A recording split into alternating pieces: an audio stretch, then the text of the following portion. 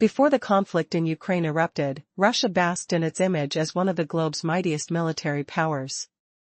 It had convinced the world that its arsenal was second only to that of the United States, raking in billions through arms sales while championing the narrative of invincibility, powerful, lethal, unstoppable. However, Ukraine shattered this illusion. In late September, a series of strategic strikes dismantled what Russia deemed unstoppable weaponry, proving them merely obsolete. Picture the Crimean Peninsula, where the mighty S-400 air defense system stood guard, hailed as a near-impregnable shield against aerial threats. This weapon was not just another tool in Russia's arsenal, it was a cornerstone of their defense strategy. But the tides were about to turn. Ukraine, employing sheer intelligence over brute force, targeted not the S-400 itself, fraught with missiles designed to obliterate slow-moving drones, but its vulnerable radar systems. On September 30, Ukraine's Special Operations Forces executed a brilliant maneuver. Rather than engaging in a direct assault with waves of drones, which could have drained resources, they opted for precision. They struck at the radar station, the eyes of the S-400. This tactical choice ensured that the S-400, deprived of its sight, could only unleash its costly missiles blindly into the void, thus neutralizing its combat effectiveness. The implications were profound. The Special Operations Forces proudly announced via telegram that their strike significantly dismantled the S-400 system's operational capacity. It was irony at its finest. The very drones that the S-400 was designed to thwart had played a crucial role in its downfall. Yet, details of the attack remained shrouded in mystery. No images or footage emerged, leaving the exact location of the radar's destruction tantalizingly unclear. In the wake of this strike, reports from the Crimean Wind telegram channel hinted at unsettling explosions echoing through several districts that night. Was this the herald of Ukraine's success? Speculations ran wild, with whispers of simultaneous attacks reverberating across the region. But amidst the uncertainty lay a poignant truth: Ukraine's strategy to disable key components of Russia's defense was opening new avenues in the ongoing war. As the dust settled, the importance of the S-400 in Russia's defense landscape grew starkly evident. With a range capable of reaching targets hundreds of kilometers away and an array of missiles designed for everything from drones to ballistic threats, losing even a single radar station represented a significant hit to Russia's air defense system. However, authoritarian regimes do not easily relinquish their perceived power. Faced with sanctions and a struggling military supply chain, every loss, such as that radar station, further endangered Putin's ambitions.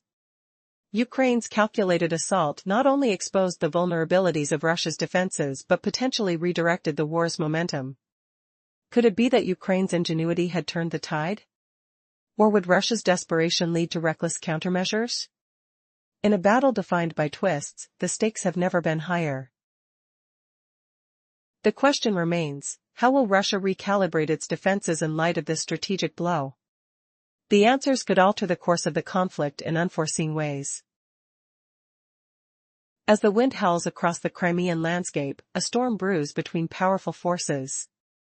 In a dramatic twist, Ukraine has dealt an unexpected blow to one of Russia's most formidable defenses.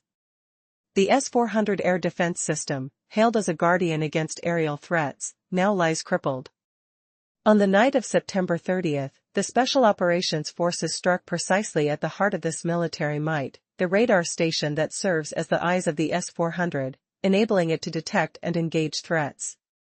Imagine the tension in the air as the drones buzzed overhead, their destinations locked on the vital radar system.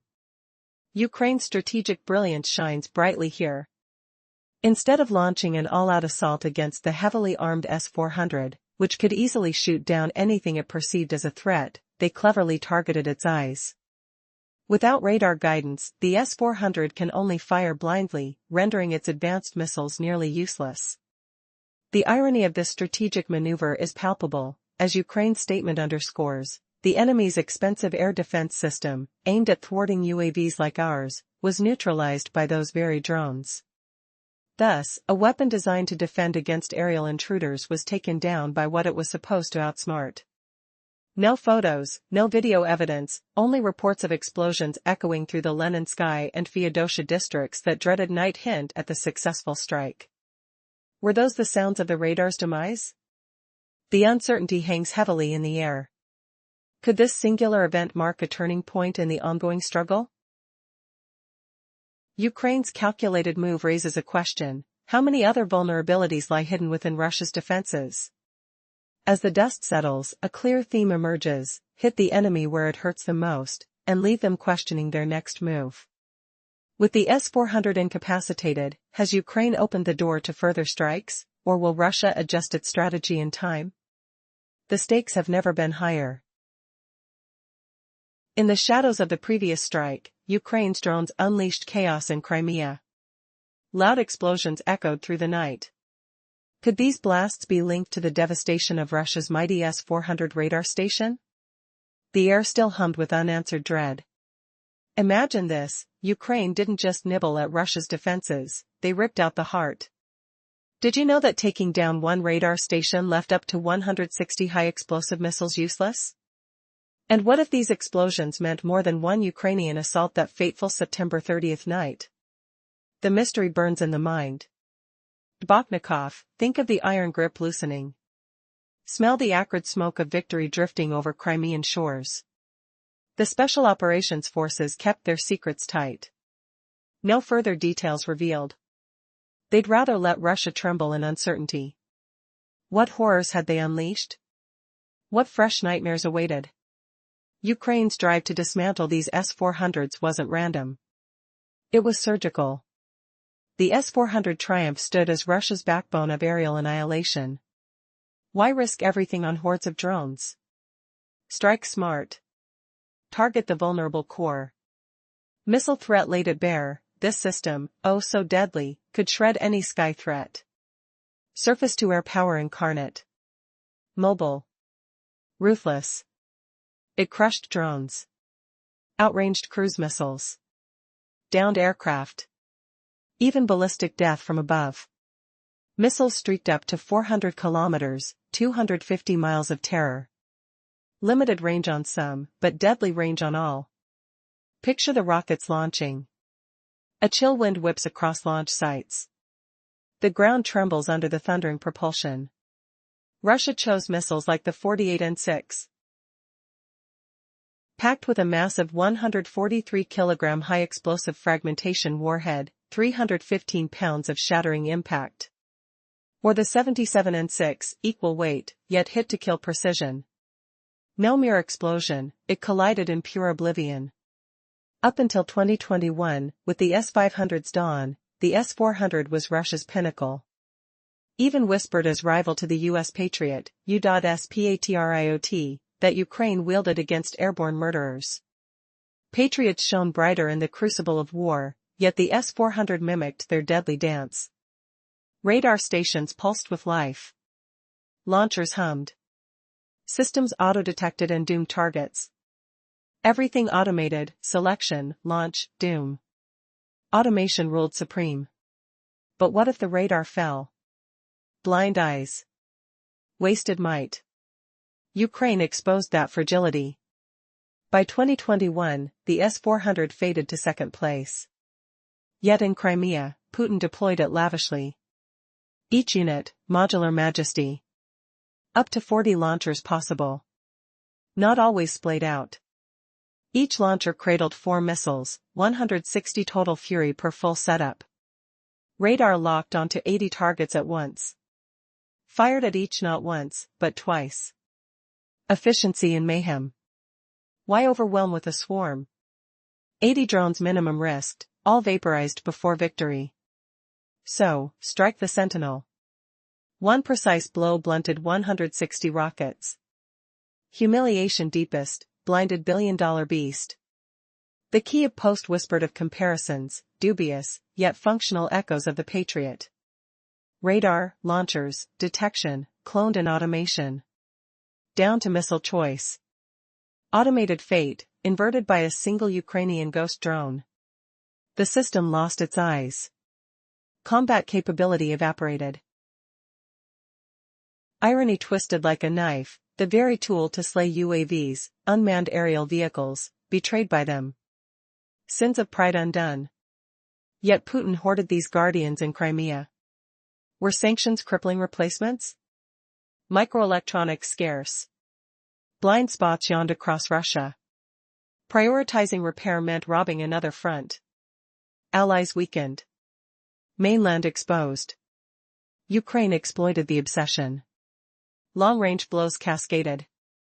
Sensory assault, metallic tang of explosives in the air, vibrations of impacts felt through the soil. What if Russia guessed wrong? Where else would the hammer fall next? The tension coiled tighter, ready to unleash. Earlier, we learned how the S-400 air defense system acts almost like a fully automated fortress, with radar stations tracking threats and guiding missile launches. But how much firepower does it really pack? The truth is staggering. One complete S-400 setup can control up to 40 launchers. Not every unit uses the full set, but each launcher carries 4 missiles. That adds up to 160 missiles ready to be fired at a moment's notice. This system doesn't just fire blindly. Its radars can lock onto and engage as many as 80 separate targets all at once. And not just with a single missile, each target can be hit with double the firepower for a guaranteed strike. It sounds almost unbeatable. But Ukraine showed a remarkable way around that overwhelming defense. Think about it, attacking with a swarm of drones, at least 80, to overwhelm the S-400 might work. But it comes at a massive cost. Losing that many drones wastes valuable resources that could be better deployed elsewhere. That's why Ukraine's strike focused on disabling the radar, the eyes of the S-400, instead of attacking its missiles head-on. Destroy one critical radar station, and suddenly up to 160 missiles sit useless in their launchers, blind and waiting. The impact?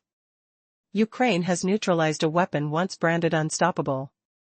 This wasn't just any S-400, it was stationed in Crimea's strategic northwest coast, where Putin has heavily concentrated these costly defenses. Each system comes with a mind-boggling price tag, anywhere from $200 million to more than $1 billion, depending on the source. This shows how much importance Putin places on holding Crimea, not just for military control but symbolic power. Yet, putting so many S-400s in Crimea has backfired for Russia. Reports from May revealed Ukraine's navy was tracking this concentration of air defenses being moved to the peninsula. Dmytro Pletenchuk, a spokesperson for the Ukrainian navy, pointed out a critical risk: Crimea is valuable to Russia both symbolically and logistically. But by concentrating so many defenses in one place, the Russians have inadvertently created weaknesses elsewhere. Putin's focus on Crimea forces a trade-off that Russia might not have fully grasped. Does this obsession jeopardize Russia's broader air defense? As this story unfolds, the consequences of that decision could shake the entire war's balance. What does it mean for Russia's landscape beyond Crimea? And how far will Ukraine push its advantage? The answers lie in daring moves yet to come. In a startling era leading up to the Ukraine conflict, Russia basked in the glow of its formidable military prowess. The world viewed its arsenal, particularly its air defense systems, as some of the most advanced after that of the United States. This perception turned lucrative, earning Russia millions through arms sales, while the narrative proclaimed its weapons as invincible. But reality delivered a crushing blow when Ukraine emerged victorious, dismantling the myth of Russian might. On a dramatic day in late September, Ukraine proved this point vividly. Their forces conducted precision strikes that decimated key Russian defenses, impacting two critical facets of the ongoing war. Their target? The S-400 system in Crimea, touted by Russia as one of the most sophisticated defenses globally. This system, capable of engaging a range of aerial threats, had been a cornerstone of Russia's military strategy in the region. Yet, through cunning tactics, Ukraine managed to strike a blow to its very core without engaging the S-400s directly, a move that warranted respect. Instead of launching a costly assault on the S-400, which could retaliate with its array of missiles, Ukraine's Special Operations Forces took a smarter approach. They zeroed in on the radar station, the vital eyes of the S-400 system. On September 30, they dismantled this observation hub, leaving the S-400 vulnerable and essentially blind. Without the ability to detect incoming threats, the entire air defense mechanism faltered, redistributing the balance of power. The audacity of the strike echoed through channels like Telegram, where the Special Operations Forces proudly announced their success in neutralizing a critical component of Russia's military strength. The irony was not lost on them. The very weapon system designed to fend off UAVs was thrown into disarray by Ukrainian drones. Amidst this flurry of activity, reports emerged from the Crimean Wind Telegram channel, suggesting raised alarms in specific districts following the strikes. While the precise details remained elusive, the implications were clear. Each explosion resonated with the potential of a pivotal shift in the war's landscape. Had Ukraine executed multiple hits against such formidable defenses? Were these strikes the harbingers of a wider strategy to exploit Russia's weaknesses? The heart of conflict beats strongest in Crimea, where Russia's S-400 systems are not just weapons but also symbols of Vladimir Putin's vision. Each unit, valued up to $1.2 billion, underscores the strategic importance of the peninsula to the Russian regime. Yet the decisions made to concentrate these air defenses in one location rendered Russia susceptible to the very vulnerabilities it sought to protect. As Ukraine seized the opportunity to exploit gaps in Russia's defenses, Pletenchuk's observations became increasingly relevant. Crimea's heavy air defense was born from the necessity of protecting its symbolic and logistical value, yet it left the Russian mainland exposed. The sanctions crippled Russia's capacity to sustain and replenish its military prowess. Taking out an S-400 radar station had broader implications. It weakened Russia not just in Crimea, but did so by extending its reach all the way back to the heart of Russian territory. Panic probably coursed through Moscow as they rushed to regroup. How would Putin respond to the dismantling of his air defenses? Faced with critical shortages, he might be forced to reallocate resources from elsewhere, creating vulnerabilities in other regional defenses. The cascading effects made it doubly essential for Ukraine to capitalize on every opportunity, forging ahead into a future where each strike could reshape the dynamics of the war. Looking ahead, tensions linger in the air, each day revealing the fragile fabric of military confidence. Putin's fixation with Crimea continues to endanger Russia's mainland posture, as Ukraine's calculated strategies take full advantage. The question remains, how will Russia adapt in light of an increasingly empowered Ukraine? Before the war erupted in Ukraine, Russia basked in its status as a formidable military power. Their arsenal was deemed among the most advanced, second only to the United States. This perception fueled a lucrative arms trade, netting billions for Russia while simultaneously crafting an image of invincibility. However, Ukraine shatters this illusion dramatically, unveiling the cracks in Russia's armor.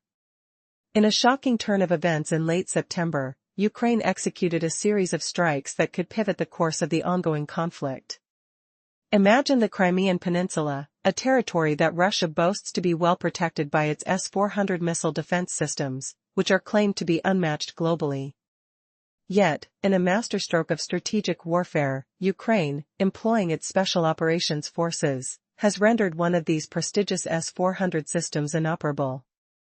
Rather than launching a costly frontal assault against the S-400's missiles, known for obliterating slow-moving targets, the Ukrainians chose a more cunning tactic. They targeted the system's radar, understanding that without sight, this supposedly invincible defense system becomes impotent. On September 30, the Ukrainian forces unleashed a precise strike on a radar station linked to the S-400, incapacitating its operational capabilities. The S-400 system, which serves as the eyes for its self-defense, a system designed to take on aerial threats, was left blind, a hollow shell of its former self. Ukraine's Special Operations Forces gleefully shared the news, revealing their triumph in disabling a formidable Russian air defense system with a drone. The very type the S-400 was meant to intercept. What does it mean when advanced technology, symbolizing power and security, crumbles under the precise maneuvering of one drone strike? The irony of it all is palpable. The radar station's destruction not only symbolizes a tactical victory for Ukraine but also showcases their ability to outsmart and outmaneuver one of the world's most formidable defenses. While exact coordinates and video evidence remain elusive, reports from the Crimean Wind Telegram channel indicate explosions in areas previously secured by Russian defenses. Could these blasts signify the targeted attacks on the S-400, and were there more strikes that night? Ambiguity surrounds the aftermath, but the underlying strategy of Ukraine is crystal clear, depriving Russia of air support in a region that means everything to Putin. Imagine the pressure building on Russia, forced to defend its grip on Crimea while maintaining defenses elsewhere. The S-400 radar station represented a crucial cog in Russia's military strategy, protecting not just Crimea but potentially the Russian mainland as well. With each successful strike, Ukraine chips away at the foundation of Russian power, leveraging Russia's own military might against itself. In completing this daring operation, Ukraine not only weakened Russia's position in Crimea but also strained the logistical strains on Moscow.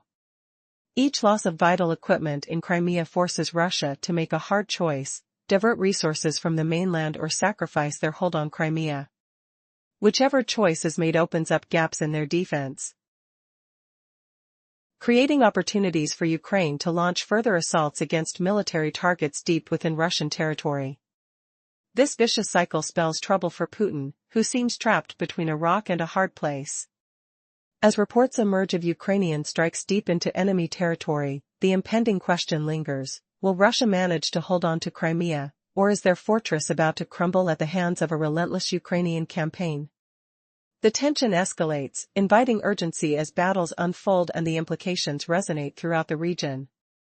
With the stakes higher than ever, the minds of military strategists in both camps whirl like the very missiles flying overhead. As this saga unfolds, can Ukraine maintain their momentum and take the fight to the heart of their adversary? Or will Russia retaliate, seeking to reclaim lost ground? The answer remains cloaked in uncertainty, shrouded by the smoke of war. As the shadows of conflict loomed over Ukraine, a stunning development unfolded that would shake the foundations of military prowess. Ukraine's 429th Separate Achilles Drone Regiment struck two formidable Russian TOS-1A Solntsepiok multiple-launch rocket systems, known for their devastating firepower, and this event was just a snapshot of a larger narrative at play. But wait. What made this moment so explosive? It wasn't just about the destruction of weapons. It was a symbolic blow to Russia's military facade. Just hours after an audacious attack on a Russian S-400 radar station in Crimea, Ukraine showcased drone footage that revealed the precision and effectiveness of their strikes. Picture this: a first-person view drone zooming through the skies, capturing the grim and grainy details of combat. As it adjusts its path, the dark silhouette of a Solntsepiok emerges, a titan of destruction against a fading sunset.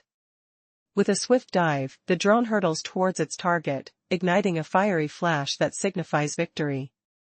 The scene shifts as another drone glides over the landscape, its camera scanning with intent.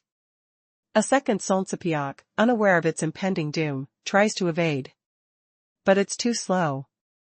In a breathtaking moment, the drone locks on, and with surgical precision, another explosion marks the ground, sealing the fate of Russia's lethal artillery. These strikes are not everyday victories, they showcase a tactical evolution in warfare. The Solntsepiok system isn't just any launcher, it boasts a price tag of around $15 million. Inside Russia, it's celebrated as legendary.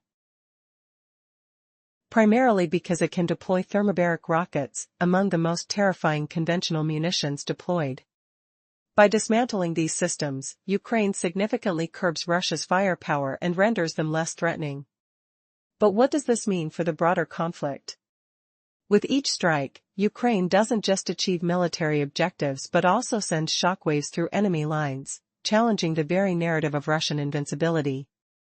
The visual proof of destruction was shared through the regiment's channels, a not-so-subtle taunt to Moscow. This was not merely a tactical win, it was a psychological operation. Each strike erodes the perceived might of Russia, fostering doubt and fear. Imagine the tension in Russian command, scrambling to account for lost resources while grappling with the disillusionment among their ranks. Could Ukraine's strategy of targeted precision herald a turning point in this relentless war? As they continue to outsmart their opponents, how will Russia respond? The echoes of explosions resonate not just through the air but within the psyche of both nations. With each successful strike, the question lingers, how many more myths will Ukraine shatter before the world? And as the situation unfolds, one thing becomes clear: the realm of warfare is evolving in ways no one anticipated, where the sky may soon become a stage for new power dynamics.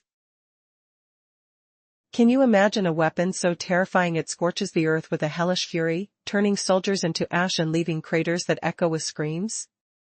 In the previous part, we saw how Ukraine targeted Russia's vaunted S-400 air defense systems in Crimea, blinding them by striking radar stations, creating vulnerable gaps that expose Russia's mainland to relentless drone attacks. Now, picture this: a towering monster on tracks, roaring across battlefields like a mechanical beast, spitting out rockets that engulf targets in fiery vacuums. That's the Solntsepiok multiple launch rocket system, Russia's infamous heavy flamethrower. It's mounted on a modified T-72 tank chassis, making it deadly mobile for supporting infantry and armored units in assaults. With a block launcher loaded with up to 24 guide pipes for 220mm rockets or unguided missiles, it unleashes a swarm of devastation.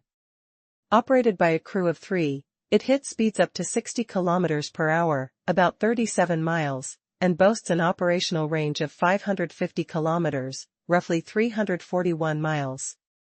This mobility lets Russia deploy it swiftly, striking once before vanishing to the next hotspot. But is this beast as invincible as Russia claims? The Kyiv Post highlights its glaring flaws. Its thin armor offers little protection, leaving it prey to anti-tank missiles and grenade launchers that have ravaged Russian tanks throughout the invasion. Worst of all, drones loom overhead, untouchable. If the Solntsepiok fires its thermobaric rockets at those buzzing threats, accuracy is a pipe dream. Even a lucky hit could be catastrophic. Why risk friendly fire when your own troops are nearby? And those rockets? They're the real horror. Thermobaric explosives create massive overpressure blasts, sucking in air to amplify their explosive shockwaves. Listen closely. Why do experts like The Guardian and BBC call them vacuum bombs? Because they ignite the very oxygen around them, producing an inferno that incinerates everything in a fiery vortex. The smell of scorched earth lingers, your skin prickles with the heat waves from afar, and the thunderous boom rattles your bones. Russia deployed them early in the war, drawing global outrage for their merciless cruelty against Ukrainian civilians. Yet Ukraine just shattered that terror. How did they do it without charging in like fools? Smart tactics prevailed. They hit these launchers with precision strikes, targeting their vulnerabilities head-on. It's ironic, isn't it? A system built to blast drones gets neutralized by the very ones it fears. No wonder they're tamed without a single head-on clash. And why does this strike hit so hard? Limiting Russia's thermobaric arsenal is a game-changer, shielding more lives from that apocalyptic wrath. Now, think about the tactical edge. The Solntsepiok's design, strapped atop a tank without extra shields, means it's as fragile as the men it hunts. Anti-armor weapons pierce it easily, drones hover unhindered, and its inability to hit fast aerial targets leaves it defenseless. But destroying 2 of them? That's chipping away at Russia's edge, forcing them to rethink every assault. Feel the tension in the air? The acrid smoke of past strikes, the distant rumble of engines fading. Ukraine's not stopping here. What dark secrets hide in Russia's next weapon? Will more systems crumble, or will Putin unleash something even deadlier to crush them back? Stay tuned, as the fog of war thickens with each explosion. In a world where power is measured by military might, Russia once stood tall, boasting a formidable arsenal. It was considered a powerhouse in military technology, with weapons believed to be unmatched by any nation outside the US. But that facade began to crack when Ukraine stepped onto the battlefield. In a daring display of strategy, Ukraine executed audacious strikes that sent shockwaves through Russian defenses, proving that the so-called unstoppable might of Russian military technology could be brought to its knees. One of the highlights of Russia's military pride was the S-400 air defense system. Claimed to be among the best globally, it was designed to protect Russian interests, particularly in the strategically important Crimea region. But Ukraine displayed a cunning approach. Instead of attacking the S-400's protective missiles directly, they targeted what kept the system functional, the radar station. With a precise strike on September 30, the Special Operations Forces of Ukraine crippled the S-400's vision, rendering it unable to effectively defend against threats. Imagine the eerie silence that followed the explosion. No air defense system can respond if it can't see. In a chilling twist of fate, a single drone took out the eyes of the S-400, becoming the instrument of an unexpected turn in warfare, as the very system meant to protect against aerial threats was left blind. The Ukrainian forces echoed this triumph in a telegram message, underlining the irony. The essence of this precision strike was not just about military tactics, but making a statement against a formidable foe. Meanwhile, in a separate yet equally poignant turn of events, Ukraine successfully destroyed two Solntsepiok multiple-launch rocket systems. Often dubbed heavy flamethrowers due to their use of thermobaric rockets, these systems threatened countless lives, particularly in urban areas like Kharkiv. Thermobaric weapons, notorious for their devastating impact, work by creating a vacuum that not only produces an overwhelming explosion but also consumes oxygen in its surroundings, making them exceptionally lethal and controversial. As if the ordinary damage of an explosive wasn't enough, these weapons turned parts of the city into hellish landscapes. The destruction of these Solntsepiok MLRS systems in Kharkiv was not just a tactical victory, it alleviated the immense burden on Ukrainian forces still defending their land amidst the rubble of civilization. Before this, there had been constant fear and loss, as Russian forces relied heavily on these cruel weapons to unleash terror on those seeking refuge. As the landscape of warfare continues to evolve, victories such as these illuminate the path toward reclaiming sovereignty and humanity, while also raising stirring questions about the true cost of warfare and the innovations in human strategy to survive amid the chaos. Before the Ukraine war ignited, Russia basked in its glory as a global military powerhouse, flaunting weapons that seemed unmatched outside the United States. Billions flowed from arms deals, hyped as lethal and unbeatable. But Ukraine shattered that illusion, obliterating Russia's vaunted systems in relentless strikes. These blows crippled key war fronts, exposing weaknesses and paving the way for Ukraine's bold counterattacks. From damaged air defenses to devastated rocket launchers, Russia's facade of invincibility crumbled under the weight of clever tactics. Now, echoing the devastating loss of that S-400 radar in Crimea, Russia's hopes for Kharkiv evaporate as Ukraine's drones strike again. In the dim glow of explosion flashes, what was once a symbol of terror lies silent, unable to unleash thermobaric rockets that scorched urban streets before. Slice through the smoky air, feel the acrid burn on your skin, and you grasp the immense pressure lifted from Ukraine. Kharkiv, a fortress of resilience where soldiers and civilians endured since the conflict's dawn, remains under siege. Could it be mere coincidence that two Solntsepiok MLRS units lurked in those bloodied grounds, primed for Russia's savage plan? The sting deepens as echoes of admission reverberate, even Russians whisper defeat. In a colossal slap to Putin, his own people concede the war is lost. An unexpected twist reveals this wasn't the empire's script, humbling Russia's emperor in his grand miscalculation. Shocking question, is Vladimir Putin's empire crumbling not just on the battlefield, but in his citizens' hearts, a humiliation fed by their own admissions? Ukrainian drones slashed through the night, crippling those Solntsepiok MLRS systems in Kharkiv amid thunderous booms and flickering lights that pierced the darkness. The air hung heavy with the metallic tang of scorched metal and fading rocket fuel, a tactile reminder of terror averted. No more can they launch those thermobaric horrors Russia unleashed on Kharkiv's huddled masses, easing the vice on a city scarred by defiance. Despite Putin's brazen denials from May 2024, when he deceitfully claimed disinterest in Kharkiv, his fabrications unraveled. He twisted blame onto Ukraine, spouting lies about shelling border areas like Belgorod, threatening a so-called safe zone. Yet now, in 2025, Russia's barrage persists unabated. Those downed MLRS units screamed of imminent dread, a barrage of strikes to crush Kharkiv's spirit if not for drone heroism. Civic airstrikes amplified the agony. In June, drones and guided bombs blasted the city, claiming 4 lives in a barrage of chaos. Reality bites. Russia craves Kharkiv fiercely. Thanks to Ukraine's onslaught, seizing it grows infinitely harder. Paired with Crimea's ravaged air defenses, this spells disaster for Moscow.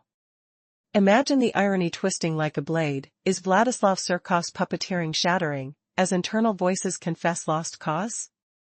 A massive concession from U.S. Vice President J.D. Vance on September 28 hammers home the futility. Russians have got to wake up and accept reality. A lot of people are dying and they don't have a lot to show for it. These words, stinging from an ally Putin thought swayed mere months ago, expose Russia's hollow triumphs.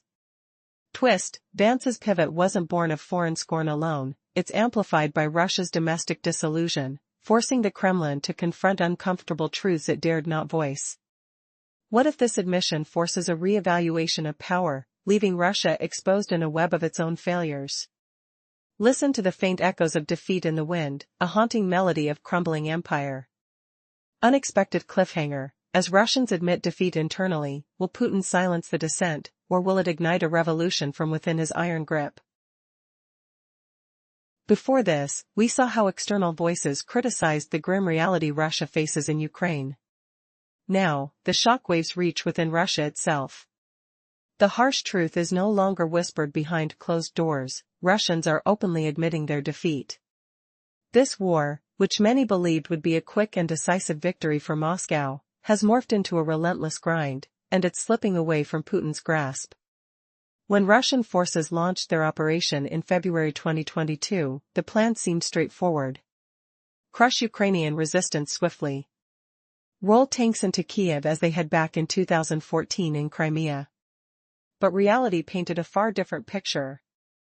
Ukraine fought fiercely, rallying Western aid and unleashing a new era of drone warfare that shattered Russia's early advances.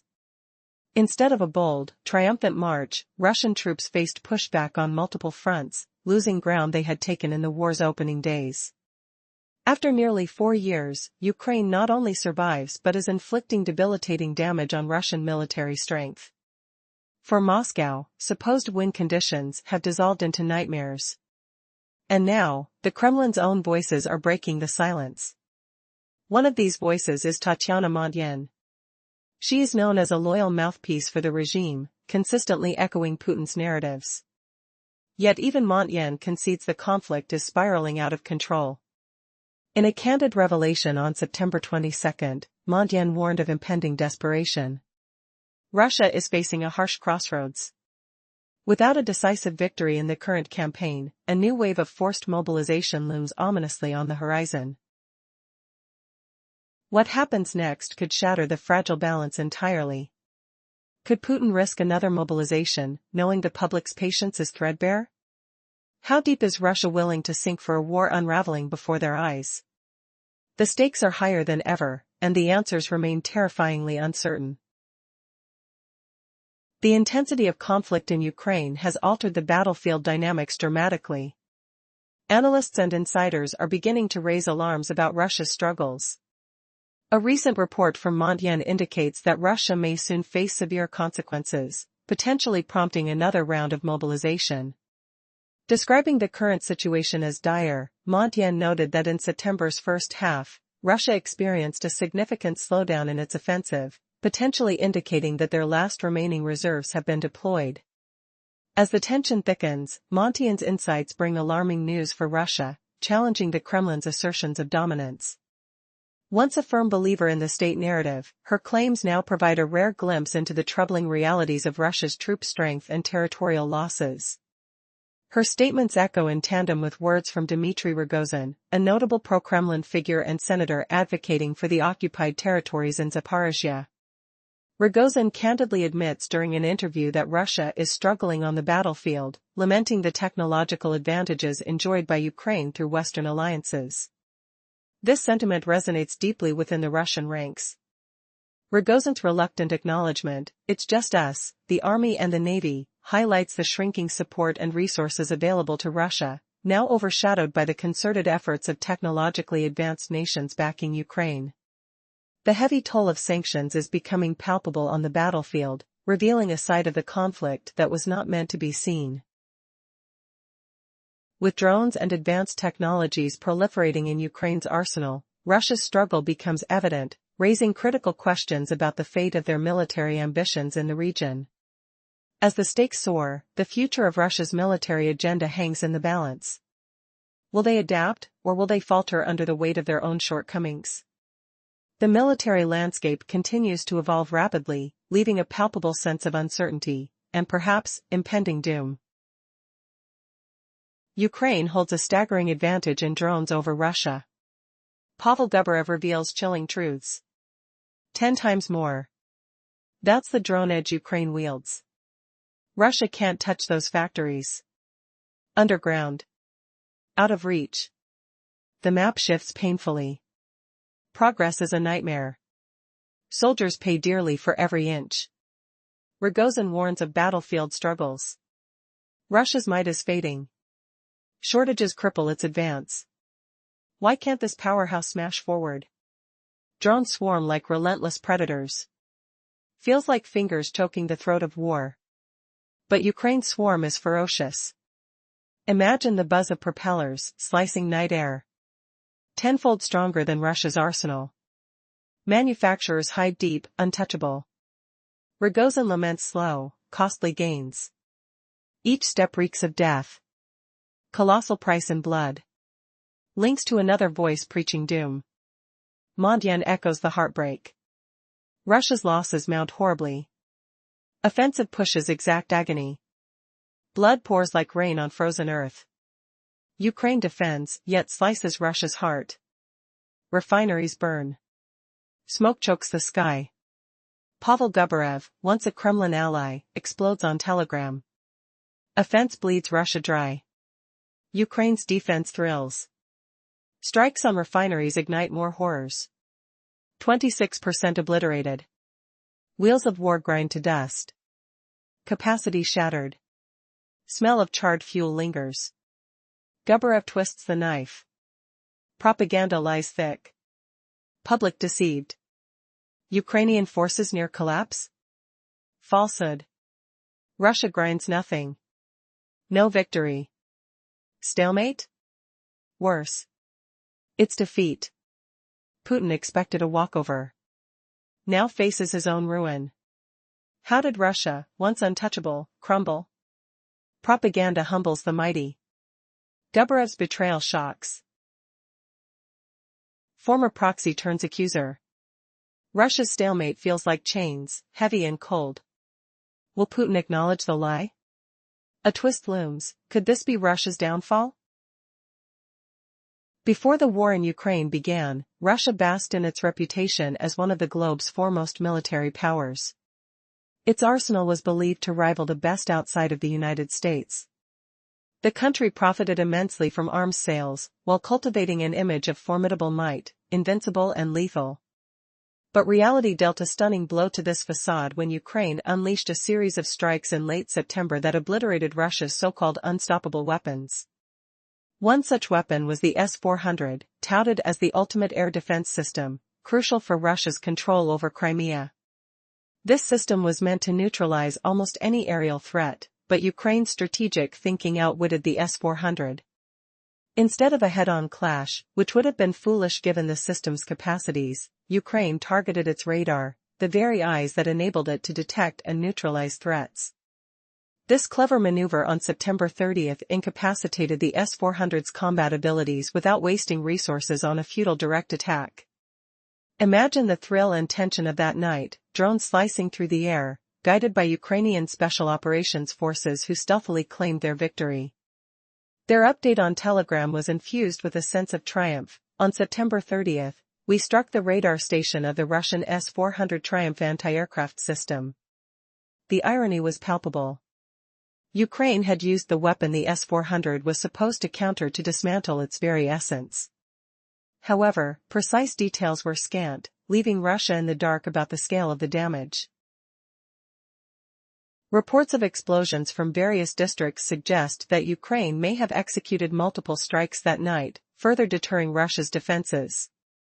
But why is this significant?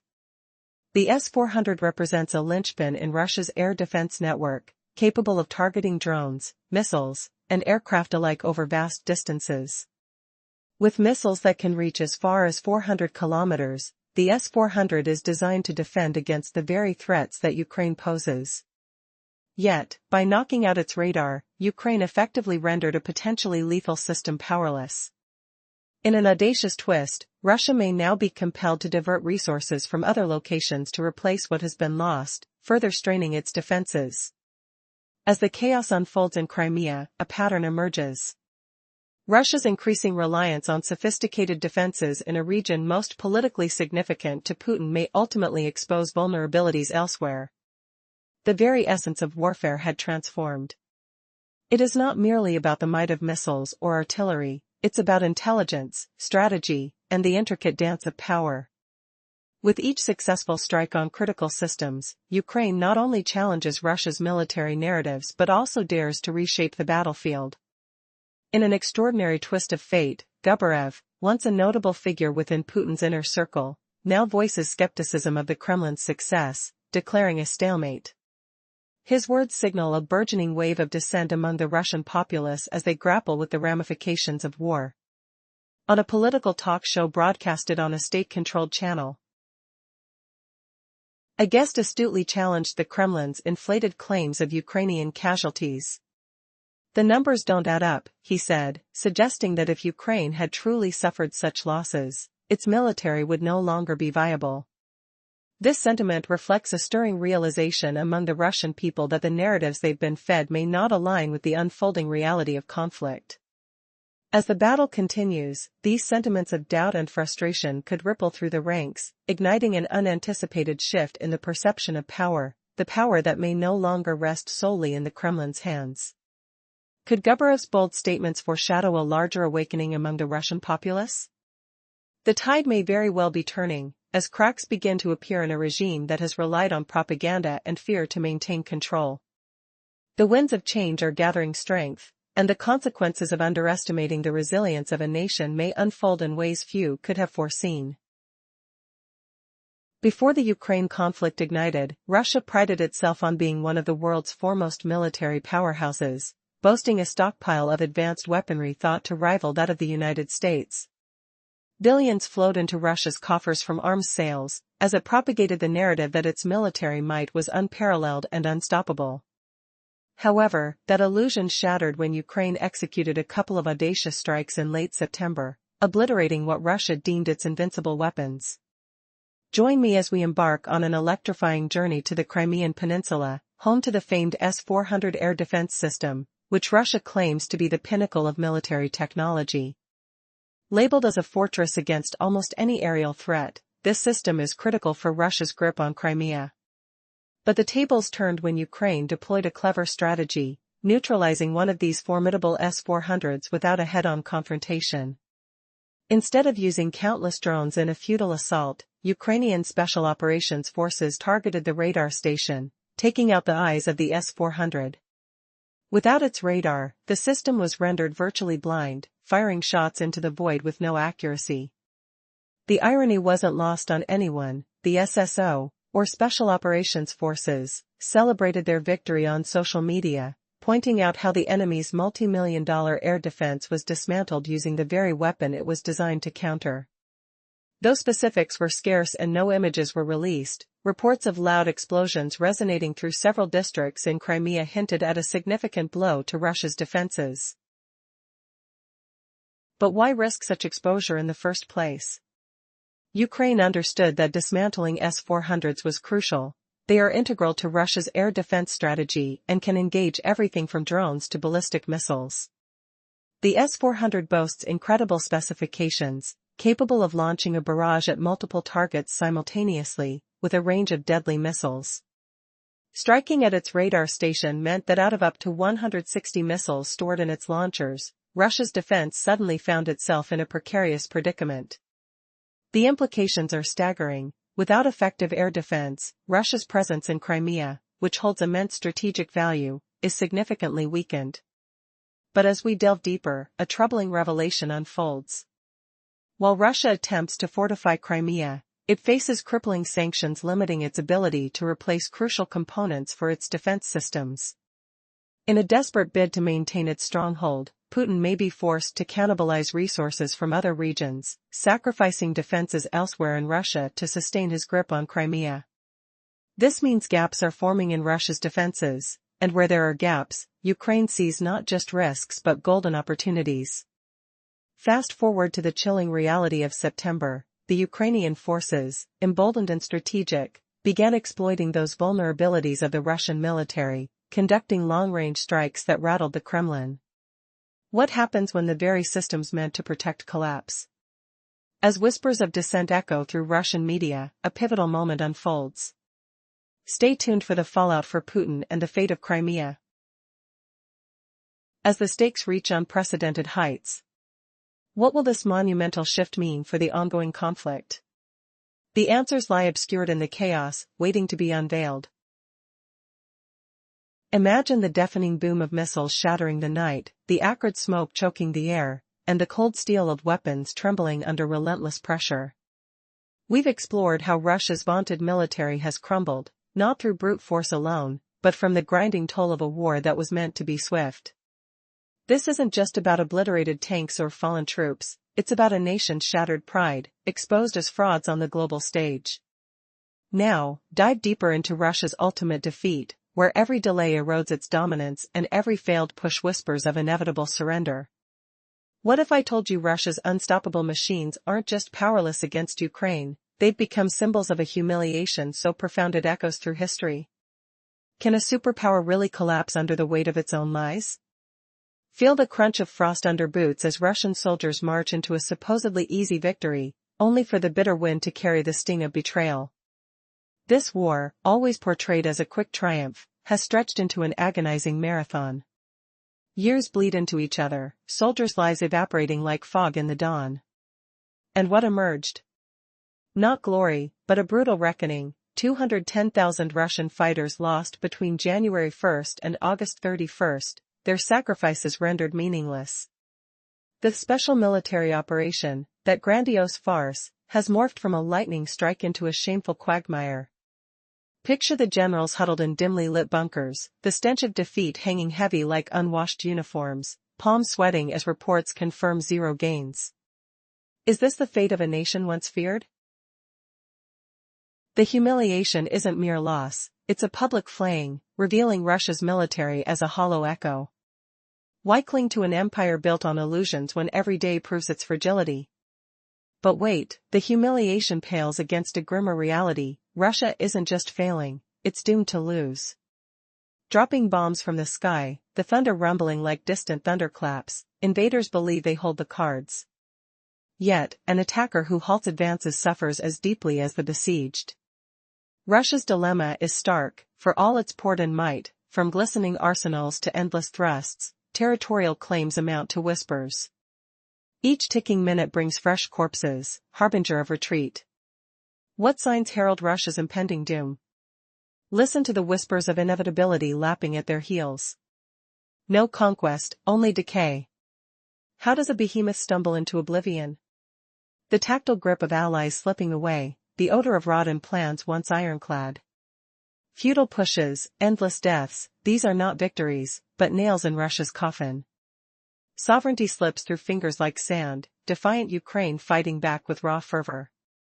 Can invaders chase a mirage forever? Russia's inability to seize the prize accelerates its unraveling, each missed opportunity a twist exposing vulnerability. The arc deepens, from arrogance to acknowledgement, the pain visceral, dreams crumbling. And in this abyss, focus on 2025's farce, when Putin bragged of total dominion, only to scrape crumbs. Summer's advance, met with resistance's roar, resulted in pitiful spoils. Ukrainian maps and deep state insights reveal mere 1,548 square kilometers captured, just 597 square miles. Compared to 2024, a slight bump, yet less than 0.256% of Ukraine's land. Imagine the gloating declarations, "All Ukraine is ours," blaring on screens, now a cruel joke. Did Putin delude himself or his flock?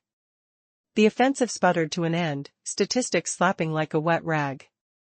Smell the salt of Crimea, hear explosions punctuating betrayal, tiny gains mocking grand promises. Why persist in an unwinnable charade? Each acre costs rivers of blood, exposing delusions.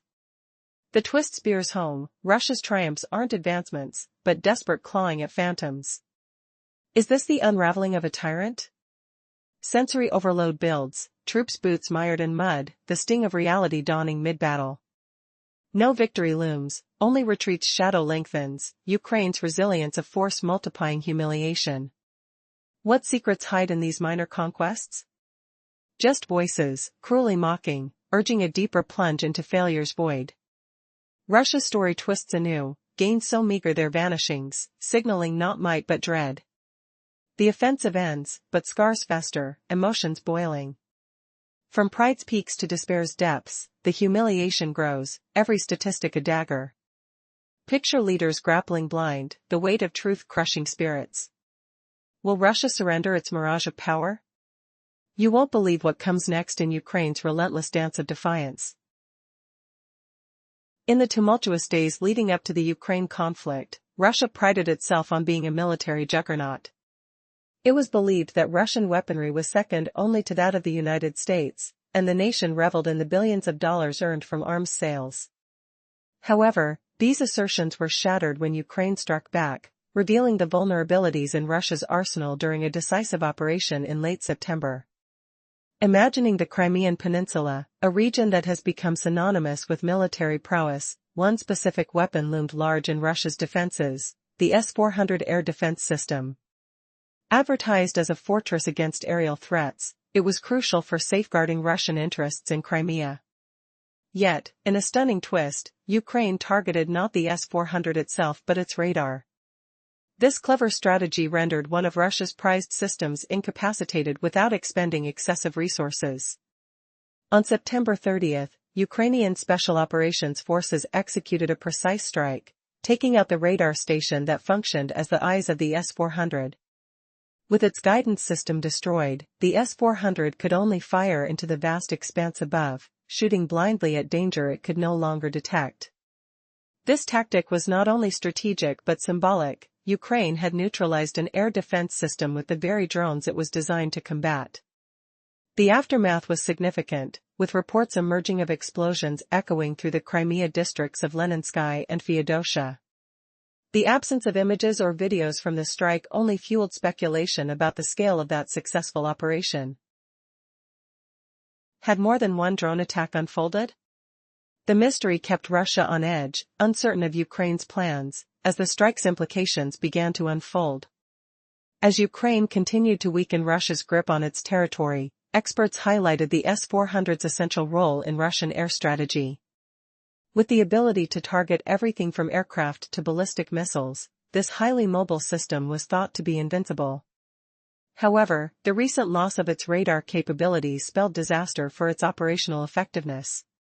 With each S-400 in Crimea valued between $200 million and $1.2 billion, and sanctions crippling Russia's ability to replace lost systems, the strike on that radar station was more than a tactical victory.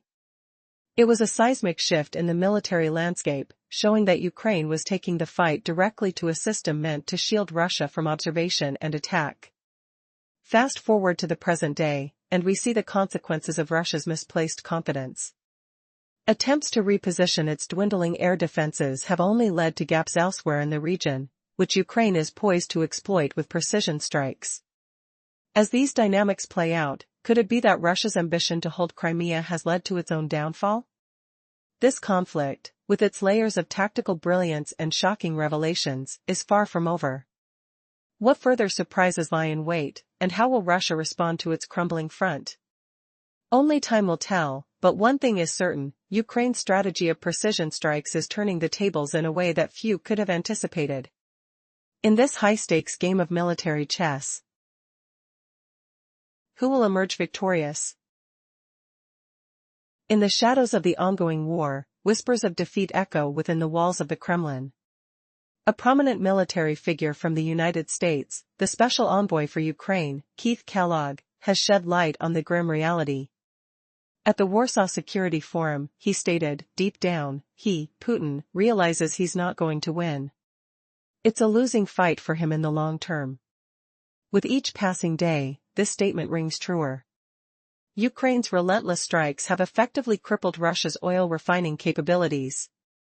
Each attack limits the fuel supply for their troops, hindering their operations, domestic needs, and their attempts to sustain foreign sales. Kellogg asserts, anything that deprives Russia of oil dollars is a good move, reinforcing the idea that Putin is gradually coming to terms with a harsh truth: the war in Ukraine is unwinnable.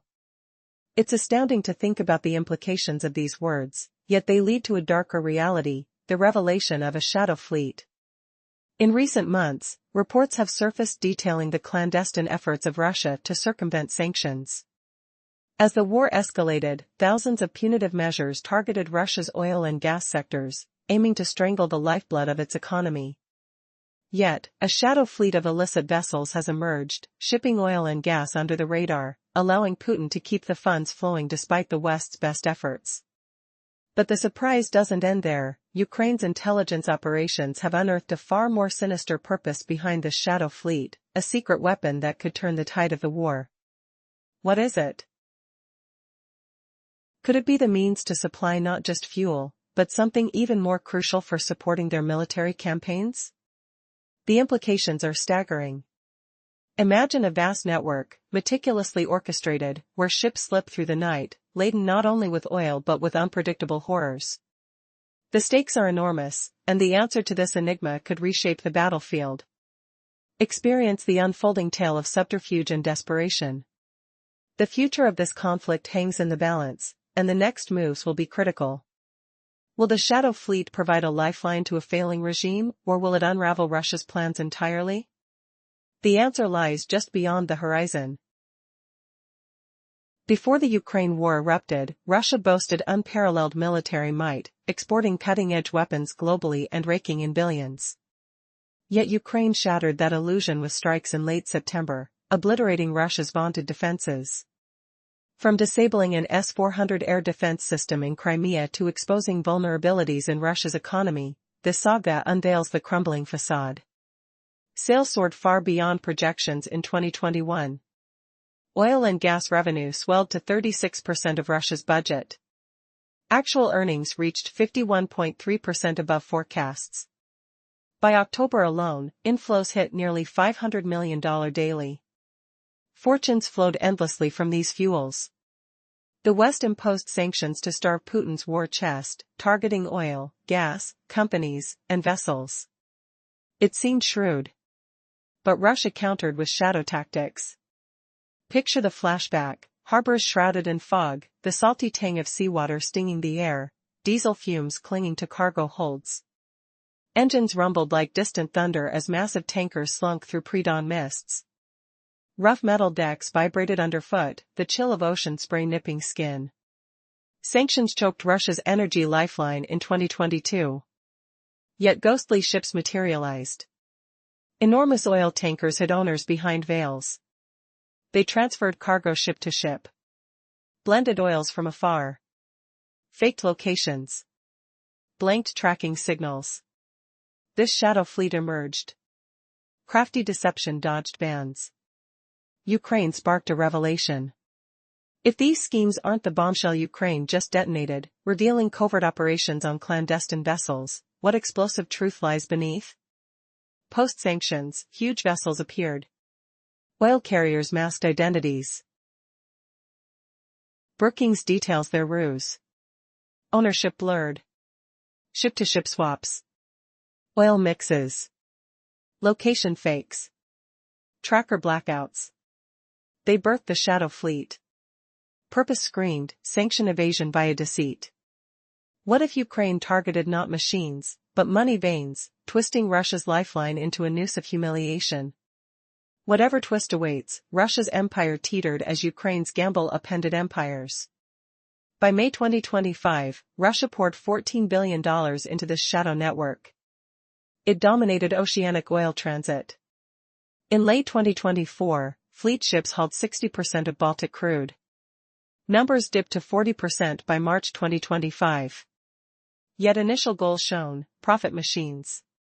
Bargain, aged hulls. Untraceable. Funding flowed unnoticed. So why did Ukraine wield drones not for guns, but for financial exposed wires, bleeding Russia dry? But Russia hedged with secrecy. Admitting the shadow fleet? Unthinkable. Global eyes peeled anyway. Ukraine's ruse plucked petals from that flower. None of this is hidden anymore. The fleet thrives. Money spins on. Admit it. Russia's invisible navy sails boldly exposed. But Ukraine's probe hints at deeper tempests. Only Ukraine's next move can unravel this web. Will the fleet sink or swallow more? The shadow fleet is no longer a secret, it's now a well-known threat. The world is aware that these clandestine vessels are in operation, despite Russia's attempts to deny their existence. But what chilling revelation did Ukraine unveil about these ships? On September 28, Ukrainian President Volodymyr Zelensky delivered a staggering announcement during his evening address, revealing intelligence that exposed a sinister twist in Russia's operations. He stated, "Recent intelligence indicates that the Russians are utilizing tankers to launch and operate drones against European nations. This underscores the urgent need to deny access to Russian tankers in the Baltic Sea and beyond, especially those involved in this shadowy operation." What does this mean? It suggests that Russia's shadow fleet has transformed into a military vessel extension, launching drone attacks on European Union and NATO countries. This shift marks a dangerous escalation. No longer merely a tool to sidestep sanctions on its oil and gas industries, the fleet has become a critical instrument of warfare, directly targeting nations beyond Ukraine's borders. The implications are staggering. Zelensky's revelation signifies a pivot in Russian strategy, leading to frequent drone incursions that threaten the stability of NATO. Recent reports have depicted a series of alarming drone sightings across Europe, particularly in Poland, where an increase in drone activity has raised alarms. Poland's defense forces were compelled to respond, engaging multiple Russian drones attempting to penetrate its airspace. What might these incursions lead to? Will they spark a larger conflict, drawing more nations into the fray? As tension mounts, the reality becomes clear: Putin's obsession with maintaining military leverage has spread fear beyond Ukraine.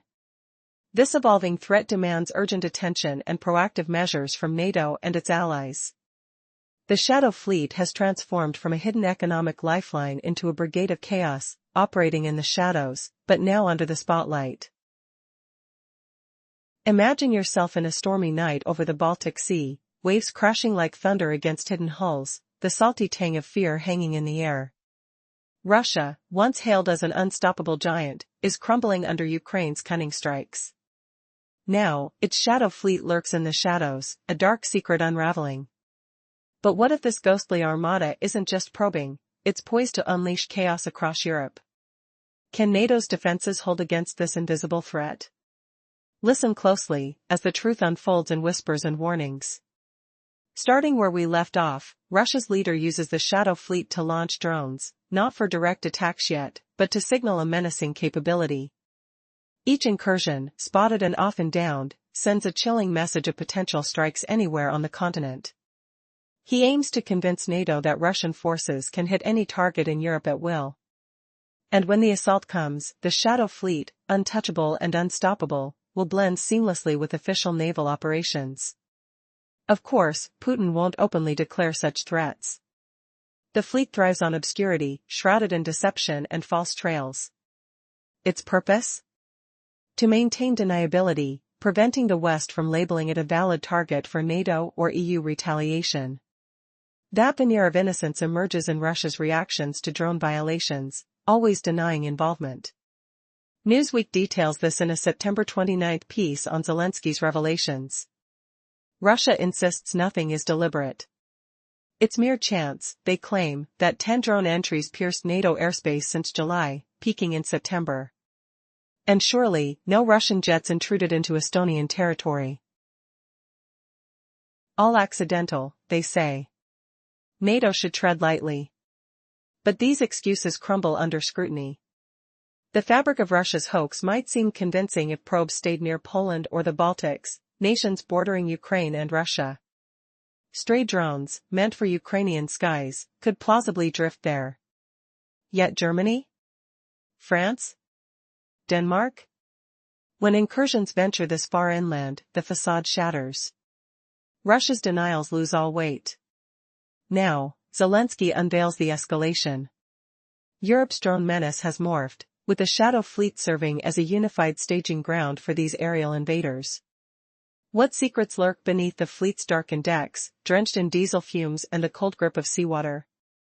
If exposed, does this mean imminent terror from the skies? Continuing the thread of deception, Russia's denials fade into absurdity as invasions deepen into Europe.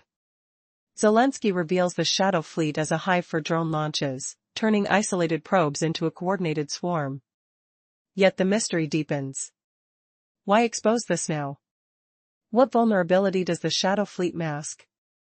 Picture the fleet gliding like phantoms through choppy waters, radar pings echoing faintly, the metallic scent of machinery mixing with sea spray. Is this the calm before a storm that could engulf the continent? Picture a vast, shadowy armada slipping through mist-shrouded depths, the engine rumble a low growl beneath the swell. We've uncovered Russia's denials, laughable as wolves in sheep's clothing, as their drones fan out far beyond borders. Zelensky highlights the fleet as a drone springboard, a hidden rail for invasion. But what truths does this revelation bury? Will the West awaken in time, or watch as the fleet unfurls its full, terrifying might? The horizon looms, tension coiling like a storm ready to break. Imagine a world where Russia's mighty weapons crumble under Ukraine's relentless ingenuity, where an unstoppable air defense system blinds itself in shock, and a Shadow Fleet hides deadly secrets in Europe's foggy depths. This story reveals how Ukraine shattered illusions of Russian invincibility, exposing vulnerabilities that could change the course of war.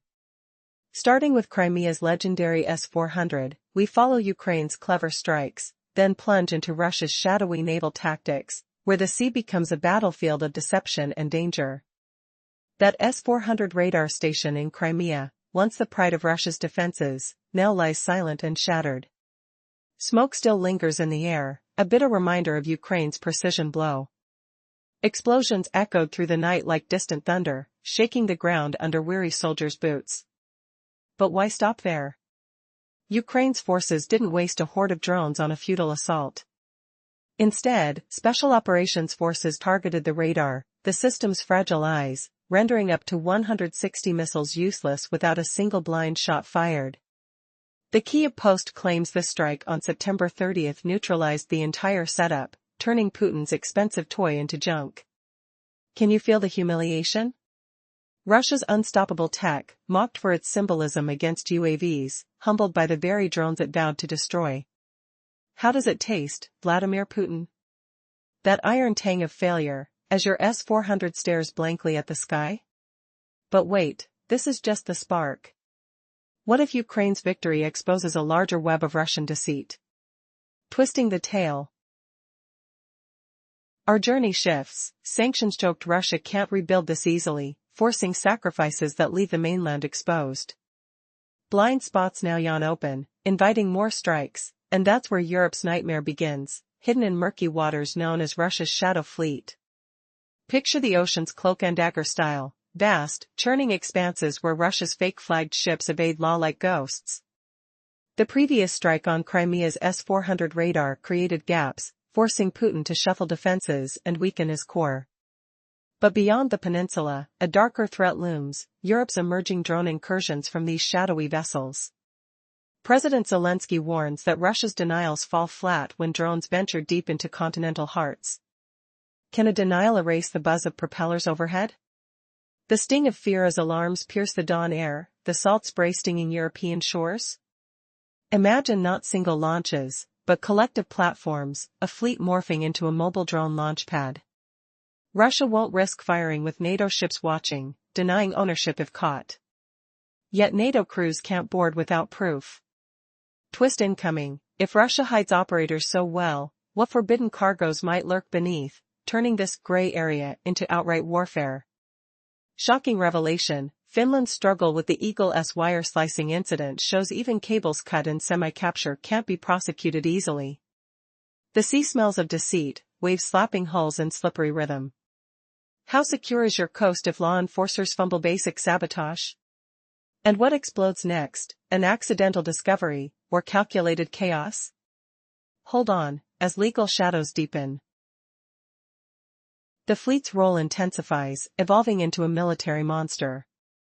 Retrospective, Finland's failed prosecution of the Eagle-S, registered in the UAE and flagged in Cook Islands, highlights Russia's clever evasion. Prosecutors can't prove intent to cut those essential cables in the Gulf of Finland. If rare infractions like this evade action, drone launches from ships seem untouchable. Machinery hums secretly below decks, oily, metallic, a tangible threat. Why enforce rules on vessels built to break them? Inner turmoil builds, Europe's vulnerability, sanctions chokehold, and Ukraine's boldness. Climax nears, if shadows can't illuminate Russia's crimes, what catastrophic turn waits offshore? Twisting further, a provocative echo, does this fleet signal Russia's endgame, or just the birth of a new terror wave? The Economist's September 30th article labels it a flashing red threat, with identification easy but action impossible. Adopted from shadow fleet tactics, drone ops thrive in legal voids. Evidence slips through fingers like sand. Feel the frustration, the damp cold of proof denied, the roar of engines mocking justice. Can we afford inaction? Cliffhanger looms, as Russia's dark secret amplifies military peril. What horrific evolution lurks beneath that question mark, a future where Europe's skies swarm with untraceable death? Before the onset of war in Ukraine, Russia enjoyed a reputation as one of the military titans of the world. It was believed that its arsenal rivaled that of the United States, a belief that brought in billions in weapons sales while bolstering the image of invincibility. However, recent events have led to a rude awakening for Russia. In late September, Ukraine executed two strategic strikes that shattered the myth of Russia's unstoppable military prowess. The first target was a claimed marvel of defense technology, the S-400 air defense system, thought to be among the best globally. In a brazen act of ingenuity, Ukraine managed to neutralize one of these highly prized systems without the expense and risk usually associated with direct confrontations. Instead of throwing numerous drones against an S-400, the kind of assault that would require a small army, Ukraine opted for precision. On September 30th, an elite unit from Ukraine's Special Operations Forces took aim at the eyes of the S-400, the radar station that enabled this advanced weapon to detect and engage aerial targets. By eliminating this critical component, the once mighty S-400 was rendered blind, incapable of responding effectively to aerial threats, including the very drones it was designed to counter. The implications of this strike are profound. Following the operation, the Special Operations Forces announced via telegram, highlighting the irony that a drone, what the S-400 was built to defeat, had just dismantled its eyesight. The failure of this air defense system dramatically alters the balance of power in the region.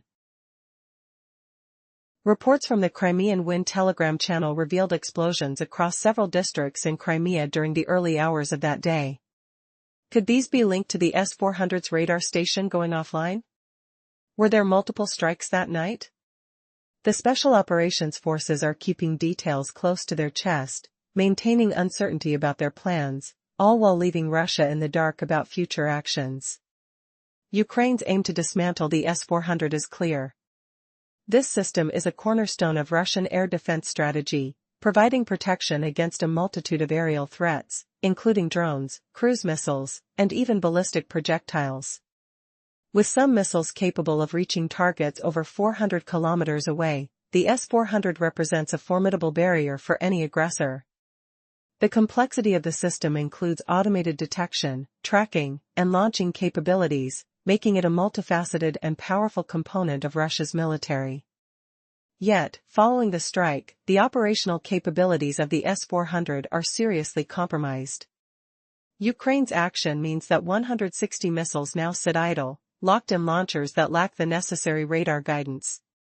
The S-400 that went offline is located in Crimea, a territory that holds significant strategic importance for Vladimir Putin. Each S-400 system is estimated to cost between $200 million and $1.2 billion, underscoring its supposed value and marking Crimea as a vital stronghold. As Russia has bolstered its air defense in Crimea, it may have inadvertently created vulnerabilities for itself.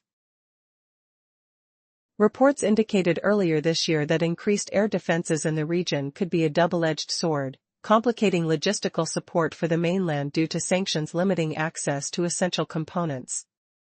Fast forward to today, and Ukraine is seizing these openings. The challenges posed to Russia by its need to maintain a robust defense in Crimea against Ukraine's offensive are starting to become more acute. Could the loss of just one radar station lead Putin to sacrifice air defenses in other locations to preserve this critical asset? What if that opens a pathway for Ukraine to strike again? With each move, Ukraine is not only undermining Russia's grip on Crimea but potentially exposing Russia to further attacks that could sway the momentum of conflict. This struggle, marked by technological prowess and strategic calculation, is far from over. The battlefield is evolving, and as shadows lengthen over Crimea, the next chapter is yet to unfold. In a world where dominance in warfare is often measured by weapon capabilities, Russia had long basked in the glory of its military reputation. Before the conflict with Ukraine erupted, Moscow positioned itself as a titan of military strength, boasting advanced weaponry that many believed rivaled the best in the world. Billions flowed into the Russian treasury from arms sales, reinforcing the narrative of an unstoppable military machine. Yet, this perceived might faced a staggering blow when Ukraine launched precise strikes, dismantling Russia's claims of invincibility. The story unfolds with a particular focus on Crimea and its acclaimed air defense system, the S-400. Known as one of the finest air defense systems globally, the S-400 was considered vital for securing Russian interests in Crimea. However, during a daring operation by Ukraine's special forces, one of these formidable systems was brought to its knees, not by an outright assault but through brilliant strategy. Ukraine bypassed the heavily armed S-400 defenses by targeting its radar, the very eyes that allowed it to engage threats. Imagine the tension in the air as Ukrainian drones whirred silently overhead. One critical night, Ukraine neutralized a radar station that served the S-400 system. Without this essential component, the once mighty S-400 could only fire into the void, losing its effectiveness to protect Russian assets.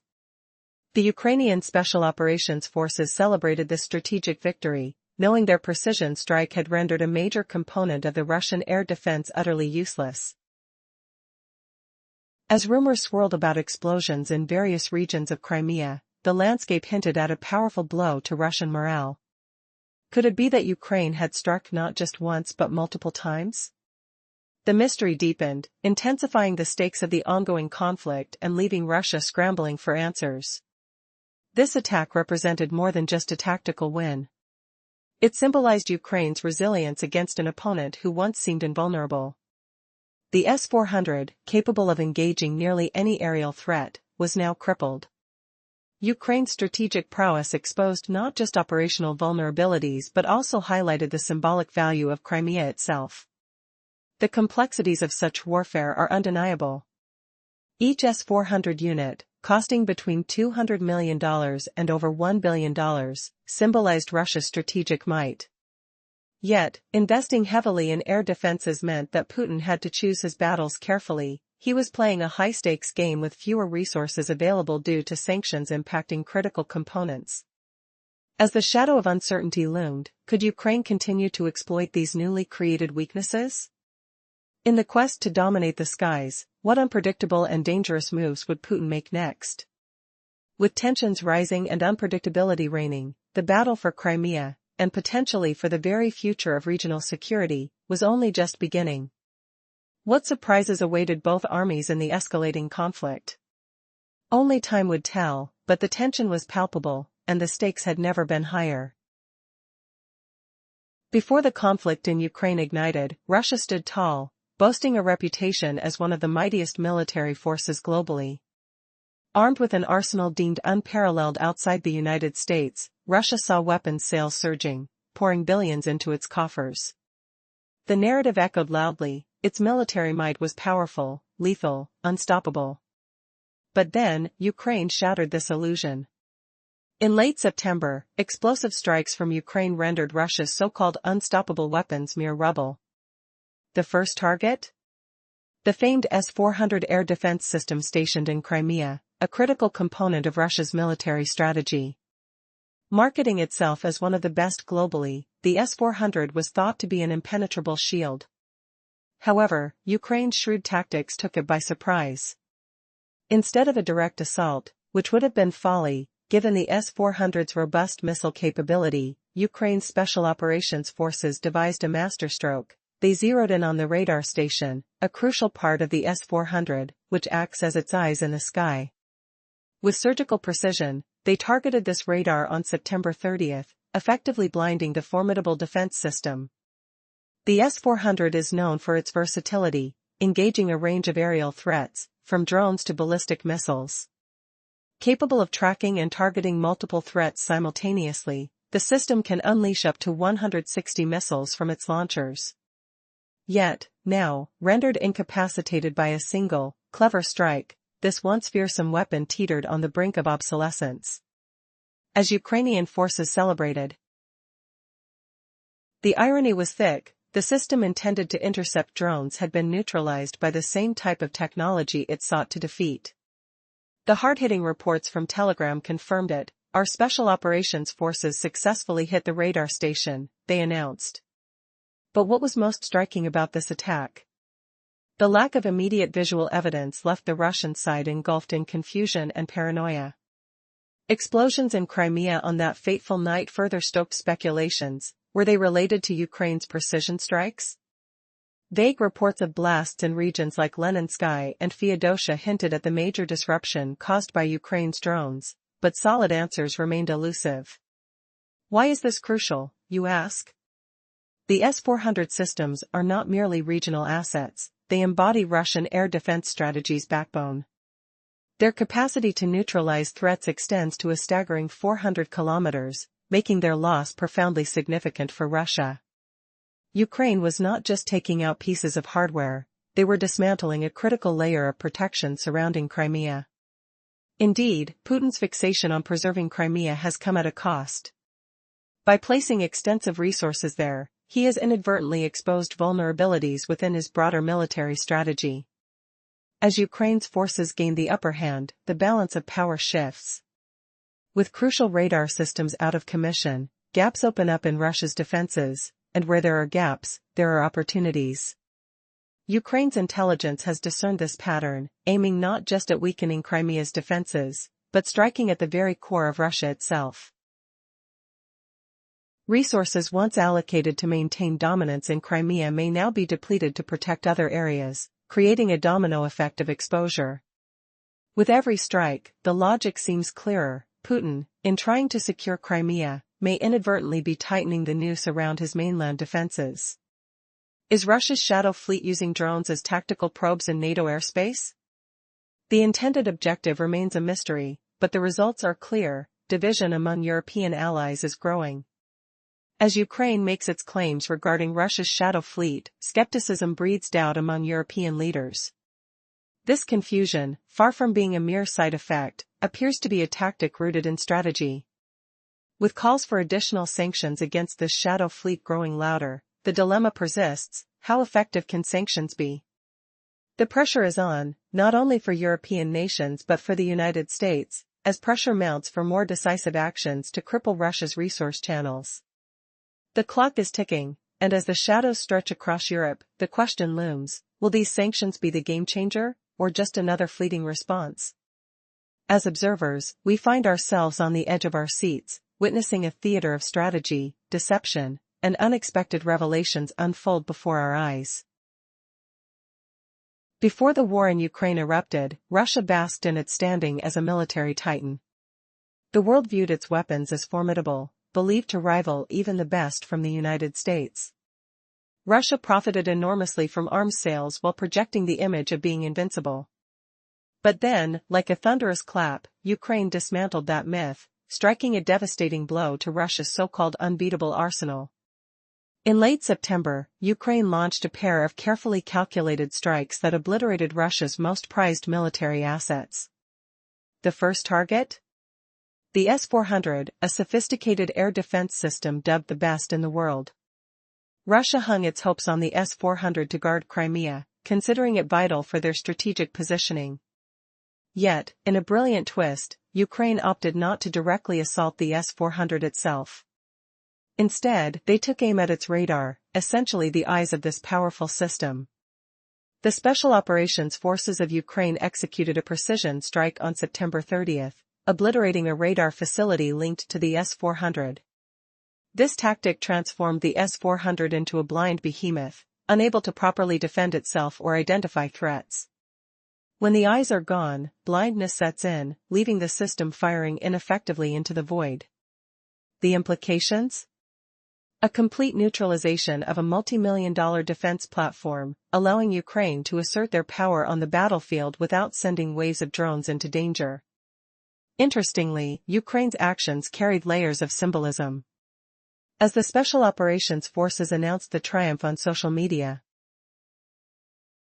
they remarked on the irony of using drones, specifically designed to be countered by the S-400, to take out its commanding radar. In that moment, the myth of Russian supremacy cracked further. The exact location of the attack remained shrouded in mystery, but reports from Crimean channels revealed that explosions echoed through districts like Leninsk and Feodosia, hinting at Ukraine's strategic success. What lies ahead for Russia as its defenses crumble? The S-400 represents the backbone of its aerial defense strategy.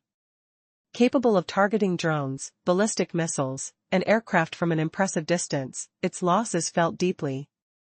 Coupled with operational difficulties stemming from sanctions limiting critical imports, Russia's air defense is more vulnerable than ever. In the chaos of war, Putin is doubling down on Crimea, but a flawed strategy emerges. As reports state, the density of air defense systems there is greater than in many parts of Russia. He prioritizes replacing lost assets in Crimea while compromising defenses in other areas. An S-400 radar station destroyed in Crimea means another station must be sacrificed elsewhere, inadvertently creating gaps in Russian air defenses. Let's pause for a moment and look back to the beginning of the conflict, when the air buzzed with the sound of drones and the acrid smell of explosives filled the air. In the shadows of war, a nation finds its strength. But do the Russians realize how much they expose themselves with every loss? Amid the mounting pressure, the unexpected decision to target supply lines and ports has emerged. Ukraine isn't just defending, they're on the offense, focusing on disrupting Russia's shadow fleet operations. With European sanctions targeting more of Putin's clandestine vessels, the net is tightening. While some vessels still sail, sanctions do inflict heavy penalties, reducing their activity and diminishing their reach, a crucial blow against a threatening fleet. As we look forward, the question remains, will Ukraine's proactive strikes transform the battlefield dynamics? Or will Russia adapt once more, seeking new ways to reclaim control? As the plot thickens and the shadow of war looms, the stakes climb ever higher. In these turbulent tides, it appears that Ukraine's tactical ingenuity is the spark that ignites hope for stability in the region. How will this shifting landscape evolve in the coming days? The answer hangs in the air, laden with tension and possibility. As Ukraine embarks on a covert mission to disrupt Russia's maritime might, it targets the heart of the shadow fleet operating within the Black Sea. By damaging critical oil ports, Ukraine aims to cripple vessels poised to launch attacks from the sea. This dual-pronged strategy, Ukrainian strikes complemented by Western sanctions, creates a formidable challenge for Russia. But what if this endeavor unlocks a new era in warfare for Ukraine? Imagine a world where Ukraine receives a cutting-edge upgrade, Tomahawk missiles. With their astounding range and explosive capacity, these missiles could decisively alter the battlefield, providing Ukrainian forces the ability to carry out devastating strikes deep within enemy territory. With this newfound power, could Moscow's stronghold crumble, and might Vladimir Putin's resolve falter? The Tomahawk, developed in the 1970s, stands as one of the world's most formidable land attack cruise missiles. Its key strength lies in its impressive range, capable of reaching targets over 1,000 miles from its launch point.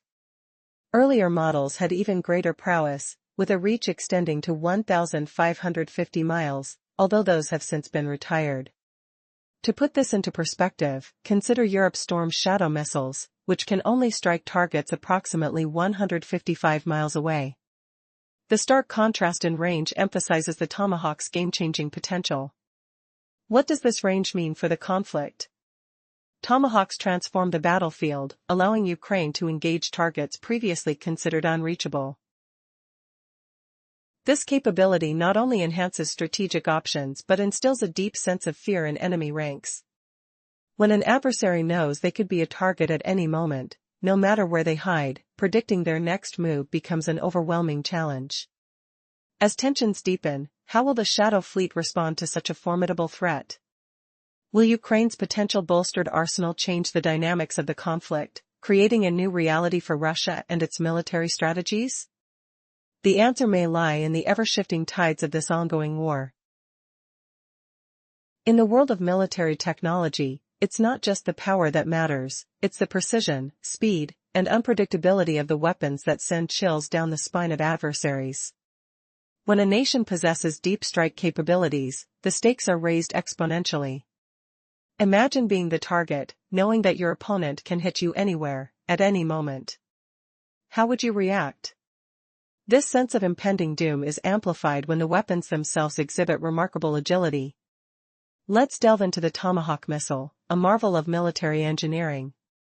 At an impressive length of 20 feet and a wingspan of 8.5 feet, weighing over 3,300 pounds, one would expect it to lumber through the sky.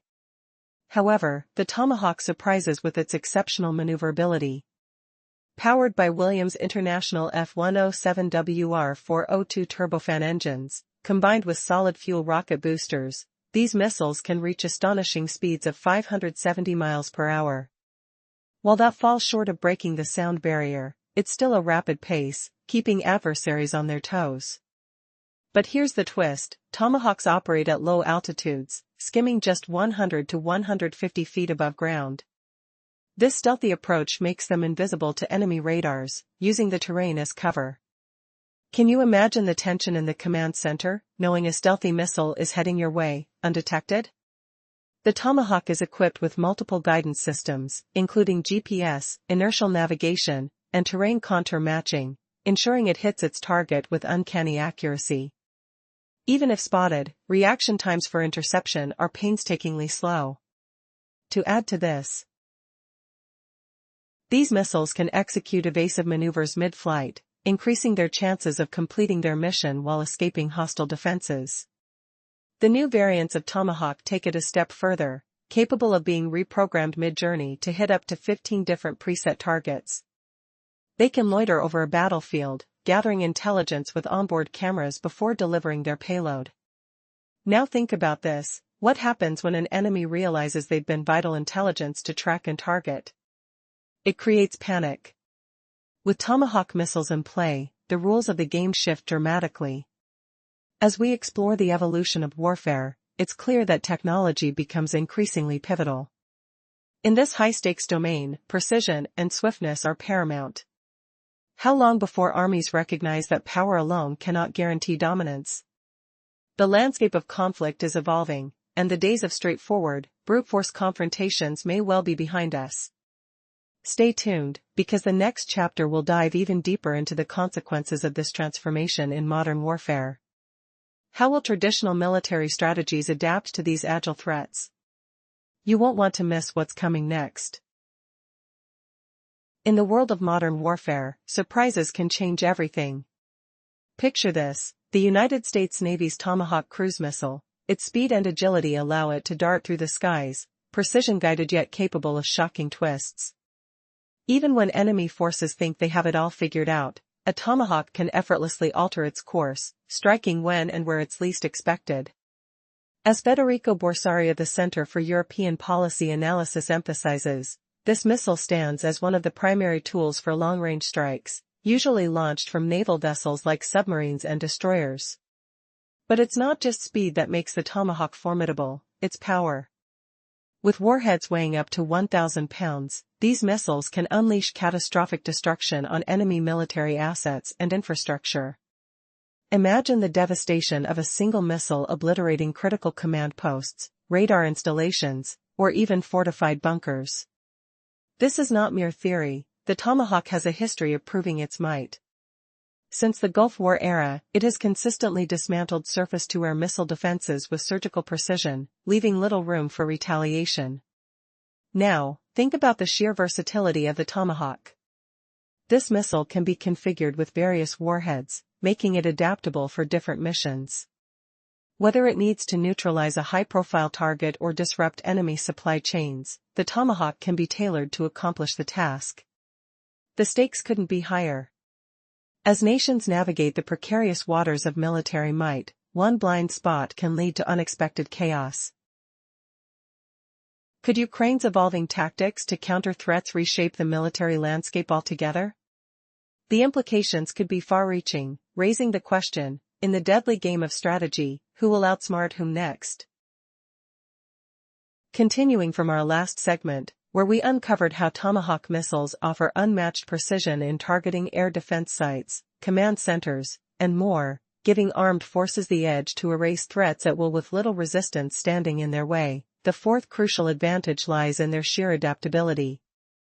Picture this, in a world where military tech can vanish overnight, leaving armies scrambling in the dust, Ukraine's sharp minds turned the tables on Russia's vaunted S-400, blinding it with a single strike that hummed through the night air. But imagine if Russia had its own unstoppable weapon like the Tomahawk, would Putin's forces still be reeling, or would their empire hold firm against such humiliation? Dive deeper as we explore a missile that rewrote the rules of warfare. In the shadowed labs of Johns Hopkins University's Applied Physics Laboratory in Maryland, a game-changer was born out of raw necessity. The U.S. military craved a cunning medium-to-long-range cruise missile that flexed with deadly versatility, capable of carrying an arsenal of warheads to shatter whatever stood in its path. The ingenious team opted for a modular blueprint, a masterstroke that spawned over a dozen distinct variants across the decades, each one evolving like a predator adapting to its hunt. Remember the tangy scent of metal and fuel in those early design sessions, fingers tracing blueprints under dim lights, sparking ideas that would echo in global conflicts? Among them, anti-ship versions slice through waves with ruthless intent, homing in on naval giants like sharks drawn to blood. Land attack models, bristling with specialized explosives, obliterate bunkers, radar nests, and fortified command hubs, turning concrete into rubble under thunderous roars. Upgrades flowed relentlessly, new sensors whispered secrets of precision, stealth coatings silenced their flight, and navigation systems sharpened their aim, making each Tomahawk not just a weapon, but a haunting specter of inevitability. This missile embodies the pinnacle of cruise missile dreams, staggering reach that spans horizons, firepower that levels landscapes, and aerial grace that dances through defenses. Best of all, these are battle-hardened veterans, not untried theories. The U.S. Air Force, Army, and Navy armed themselves with Tomahawks, unleashing hundreds in searing real-world trials. Over 300 hammered Iraqi sites during Operation Desert Fox in 1998, their impacts a symphony of destruction amid the desert's dusty haze. Dozens more rained down on Afghanistan in the aftermath of the September 11 attacks during Operation Enduring Freedom, echoing the cries of fallen targets. Libya's skies felt their wrath, Syria's strongholds crumbled, and even Iran bore the brunt most recently. International allies, including the British Royal Navy, Royal Australian Navy, and Royal Netherlands Navy, seized these missiles from American arsenals, while nations like Canada, Germany, Poland, and Spain eyed them with hungry anticipation. Other cruise and ballistic missiles shine on paper, boasting specs that dazzle the mind, but Ukraine's own innovations, like their groundbreaking Flamingo long-range missiles, now challenge the status quo. Is this the dawn of a new era where even underdogs reshape the battlefield, exposing Russia's vulnerabilities to the world? As we peel back more layers, you'll witness how one strike's twist could unravel an entire war strategy. Stay tuned, for the next revelation might shatter everything you thought you knew. Before the conflict in Ukraine escalated into war, Russia reveled in its status as a military titan. With a reputation bolstered by the export of advanced weaponry, Russia positioned itself as a formidable force, boasting unmatched lethal capabilities. This narrative came crashing down when Ukraine showcased its tactical prowess, shattering the myth of Russia's invincibility. In a strategic operation on September 30, Ukraine targeted Russia's supposedly indomitable S-400 air defense system. This system was heralded as a keystone of Russia's military might, designed to intercept aerial threats. However, Ukraine's approach defied conventional strategy. Instead of directly confronting the S-400, which can repel slow-moving drones, Ukraine opted for a more cunning tactic, destroying its radar. This radar serves as the eyes for the S-400, enabling it to detect and engage threats efficiently. Without it, the S-400 becomes a blind weapon, firing aimlessly. Ukrainian Special Operations Forces executed a precise strike, rendering the S-400 ineffective without sacrificing any drones in the process. This maneuver was not just tactical, it carried symbolic weight. Announcing their success via social media, the Ukrainian forces highlighted the irony of neutralizing a system intended to defend against such attacks, showcasing their ingenuity against a seemingly superior foe. While specific details about the exact location of the strike remain guarded, reports emerged of explosions in Crimea's districts during the early morning hours, a clue hinting at the effectiveness of Ukraine's operation. The implications of this strike resonate deeply. The S-400 is not merely a weapon, it represents a critical component of Russia's air defense strategy. Capable of targeting various aerial threats, including drones and ballistic missiles from substantial distances, its loss could undermine Russia's defensive capabilities across the region. However, the blow to the S-400 is particularly poignant. Deploying multiple systems in Crimea has created vulnerabilities that Ukraine is eager to exploit. The concentration of these defenses, paired with sanctions limiting Russia's capacity to replace them, spells trouble for Putin. His fixation on retaining control over Crimea, a region he views as vital, may inadvertently expose other areas of Russia to infiltration and attack. Do the noises of war signal a turning tide? As tensions simmer and strategies evolve, the question looms, how long can Russia's once mighty defenses stand against Ukraine's relentless innovations? The stakes are high, and each exchange reverberates with the potential to shift the balance of power. Every explosion holds the promise of new opportunities for Ukraine as they navigate a landscape rich with possibilities for future operations. In this fierce chess game, each move from Ukraine could reshape the landscape, unforeseen consequences lying in wait. For Russia, the loss of a singular radar station could mean a drastic weakening of their strategic foothold in Crimea, leaving them grappling with the ramifications for their air defenses throughout the region. What further surprises lie in Ukraine's tactical arsenal? We delve deeper into this evolving narrative, uncovering layers of strategy and the human toll amidst the chaos of war. As the conflict continues, both sides face monumental challenges. The battle lines shift, and what remains unspoken suggests a future laden with uncertainty. How will President Putin respond to the growing threat from Ukraine? Only time will tell, but each moment raises the stakes in this tumultuous saga, where power dynamics are constantly in flux. In a world where power is often measured by military might, Russia once celebrated its status as a formidable force. With cutting-edge weapons that were touted as the pinnacle of military technology, the nation believed it was at the top of its game.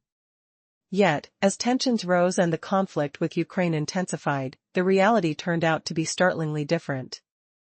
Ukraine wielded a tactical genius that shattered Russia's image of invincibility, especially during a pivotal moment in late September, when its forces dealt a significant blow to a critical Russian air defense system. Let's take a closer look at how Ukraine turned the tide against one of the most feared defensive weapons in the world, the S-400. This system, considered a top-tier air defense solution, was thought to be virtually untouchable. However, Ukraine's audacious strategy revealed the cracks in Russia's armor. Rather than launching a direct assault, which would prove costly and risky, Ukrainian forces chose to target the very heart of the S-400's operations, its radar system. This clever tactic rendered the powerful weapon blind, and thus, powerless. On September 30, the Ukrainian Special Operations Forces successfully struck a radar station linked to the S-400. Their precise operation came with revelatory irony. The weapon that Russia promoted as a bulwark against aerial assaults was neutralized by the drones it was designed to defend against. Imagine the shockwaves this caused within Russian ranks. With the radar taken out, the S-400 lost its ability to track and engage threats accurately, rendering an arsenal of 160 missiles nearly useless. As reports of explosions emerged from Crimea, speculation bubbled over whether Ukraine had executed multiple successful strikes, planting seeds of doubt in Russian command. How lethal is a blind S-400 in a high-stakes conflict? If Ukrainian intelligence was correct in pinpointing the location, Russia's automated defenses became merely a facade, hiding an unsettling vulnerability. This setback underscores much more than a single victory. It highlights a strategic unraveling in Russia's hold over Crimea, an area Putin sees as essential both symbolically and operationally. The implications stretch beyond the immediate battlefield. The S-400's mobility and targeting capacity were once Russia's pride, now they threaten to become its Achilles heel. The stakes are high. With Ukraine pushing back against Russian encroachments, each blow strikes at the heart of Putin's military ambitions. As the war escalates, one has to wonder, how far will Russia go to restore its reputation? And as newly fortified Ukrainian troops gather their strength, one question looms: what happens next? Despite attempts by Putin to maintain control over Crimea, his blind spots could very well lead to a significant shift in the war's balance. In this electrifying theater of conflict, will Ukraine seize the moment to dismantle more of Russia's military capabilities? The tension hangs thick in the air, and the next move could change everything.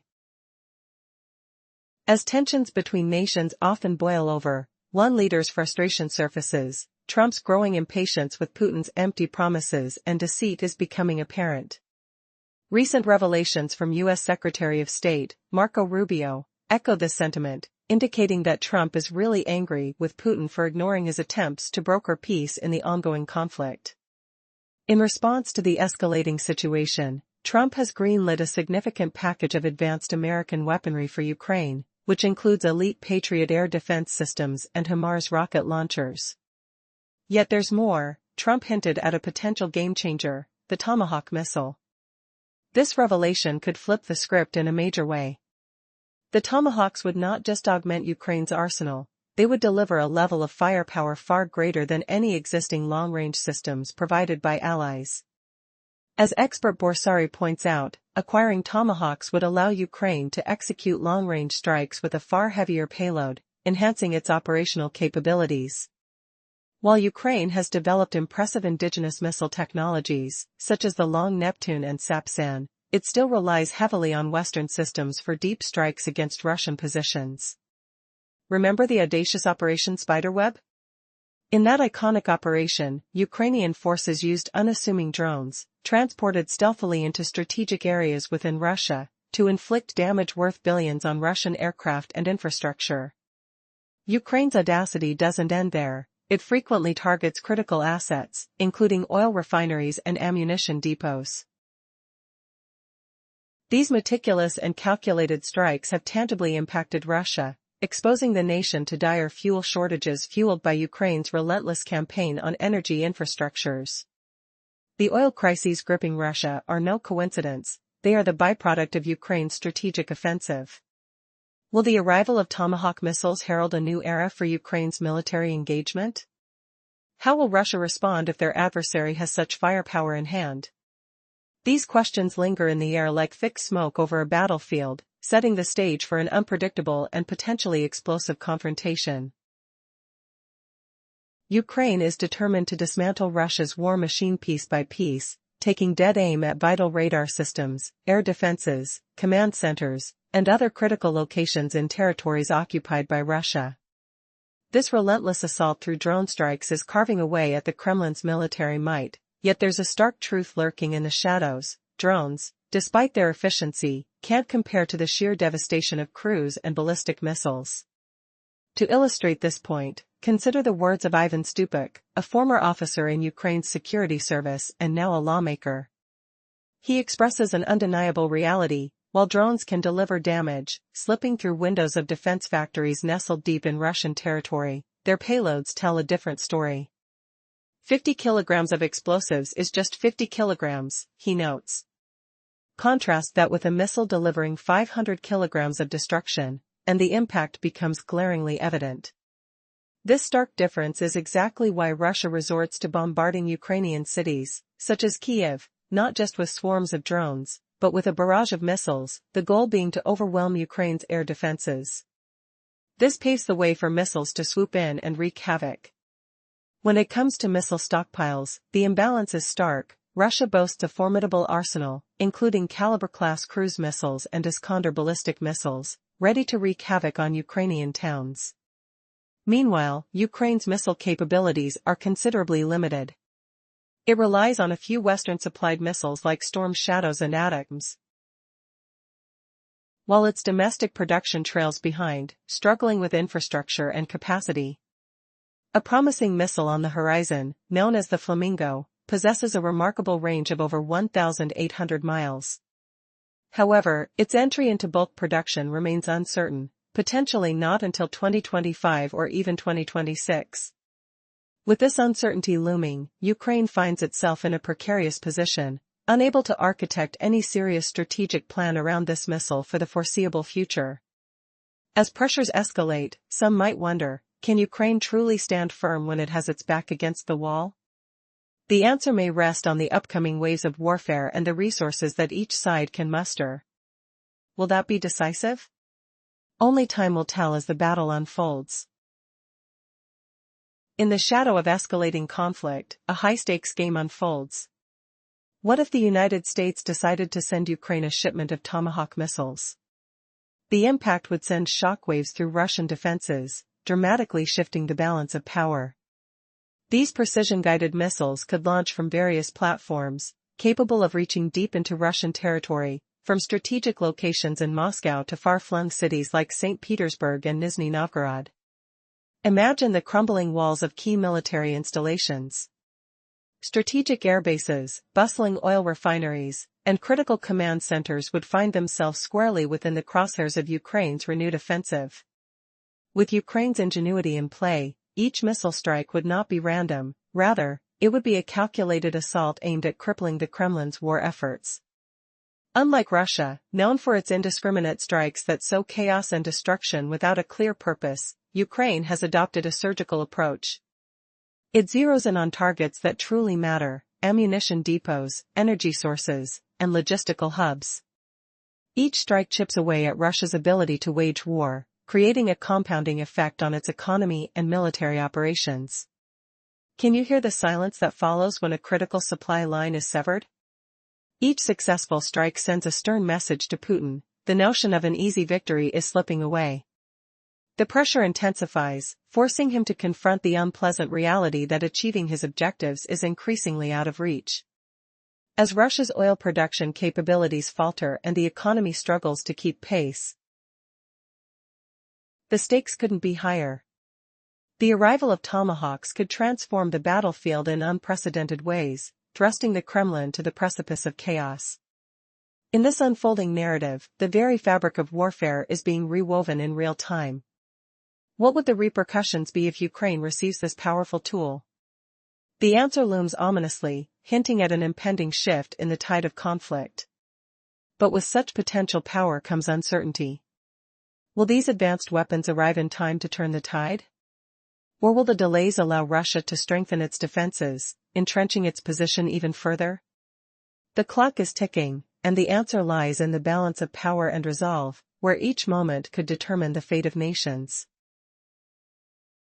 Before, Russia basked in the image of being one of the world's toughest military powers. Its weapons were sold for billions, boasting unmatched strength outside of the United States. Everyone believed Russia's arsenal was lethal and unstoppable. Then Ukraine shattered that myth. In late September, Ukraine launched daring strikes that erased some of Russia's most feared weapons from the battlefield. One target was the Crimean Peninsula, where Russia deployed the renowned S-400 air defense system. This system, hailed as able to shoot down nearly any aerial threat, is key to defending Russia's control of Crimea. But Ukraine didn't go for a reckless frontal attack on the S-400.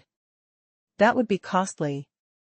Its missiles can obliterate slow drones and other attackers, making a direct assault suicidal.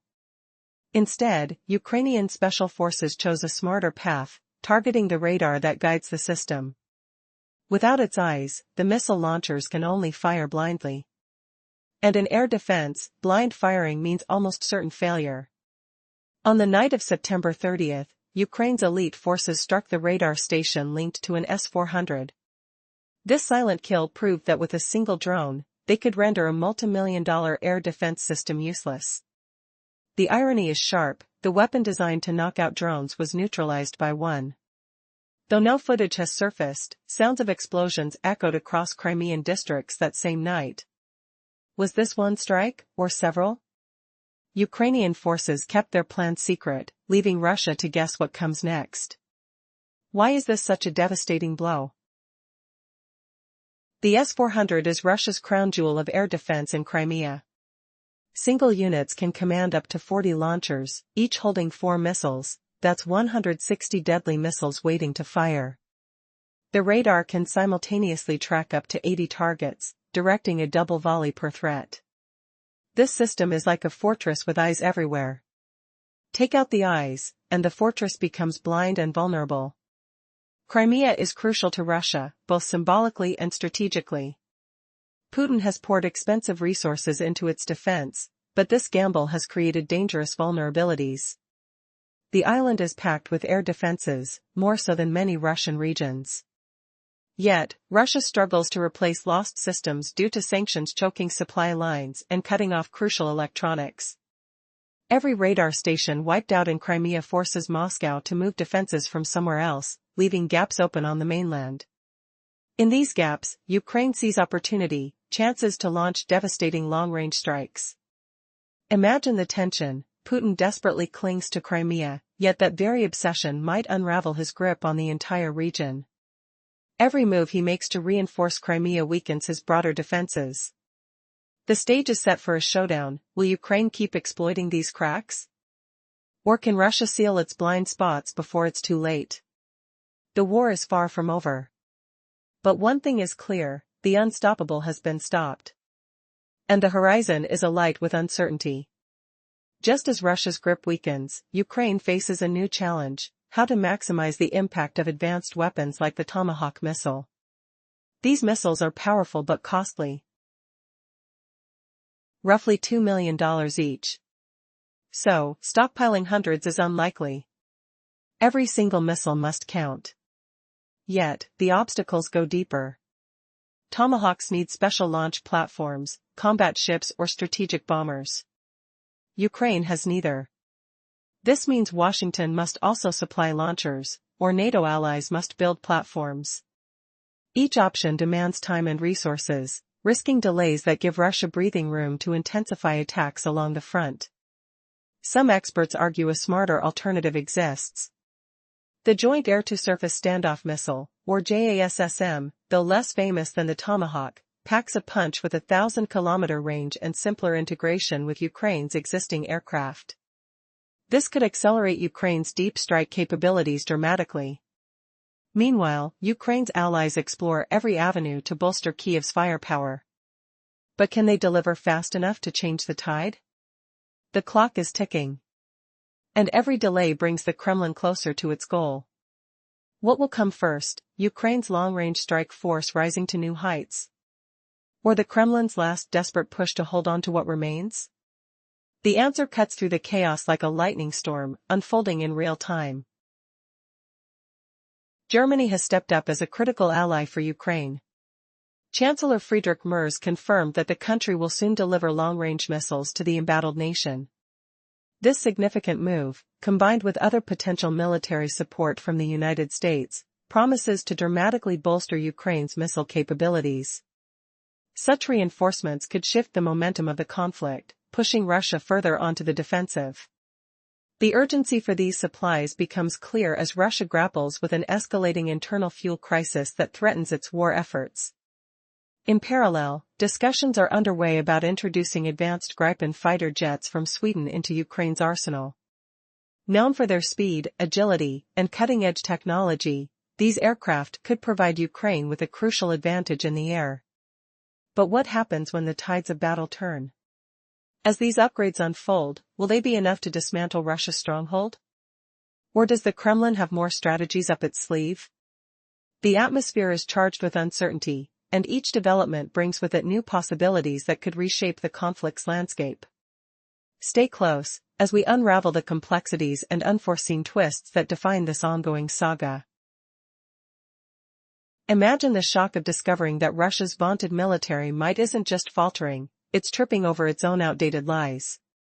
In the heat of battle, where the air thickens with the acrid stench of gunpowder and the distant rumble of artillery vibrations hum through the ground like a relentless heartbeat, Ukraine has exposed a folly so embarrassing, it echoes louder than any explosion. How could Russia's Ministry of Defense stumble into such a mess, using old maps riddled with abandoned city names, turning a tool of conquest into a beacon of blunder? Feel the irony sting as Putin's propaganda crumples under the weight of forgotten boundaries. Russia's map blunder isn't just a slip, it's a sledgehammer to their deceitful facade. We've seen how they cling to ancient toponyms, labeling places they once owned but ditched long ago. Dagans reports that Bakhmut, a name Russia dusted off for sporadic official use, now haunts their claims when paired with errors like Siversk's old Yama tag. After the summary of Ukraine's daring strike on that legendary S-400 radar, crippling Russia's so-called unstoppable defenses in Crimea, here's a twist that humiliates further. Why use such dusty relics unless to inflate conquered lands, blurring boundaries that vanished years ago? Or could it be sheer ignorance, a regime so detached it maps non-existent lines, fooling itself into grandeur? Russia's foot shot squarely into its mouth. Their credibility crumbles, spotlighting inevitable defeat. This scandal fuels the uproar, Putin's empire is crumbling. And yet, the desperation deepens. Building on Russia's map mishap.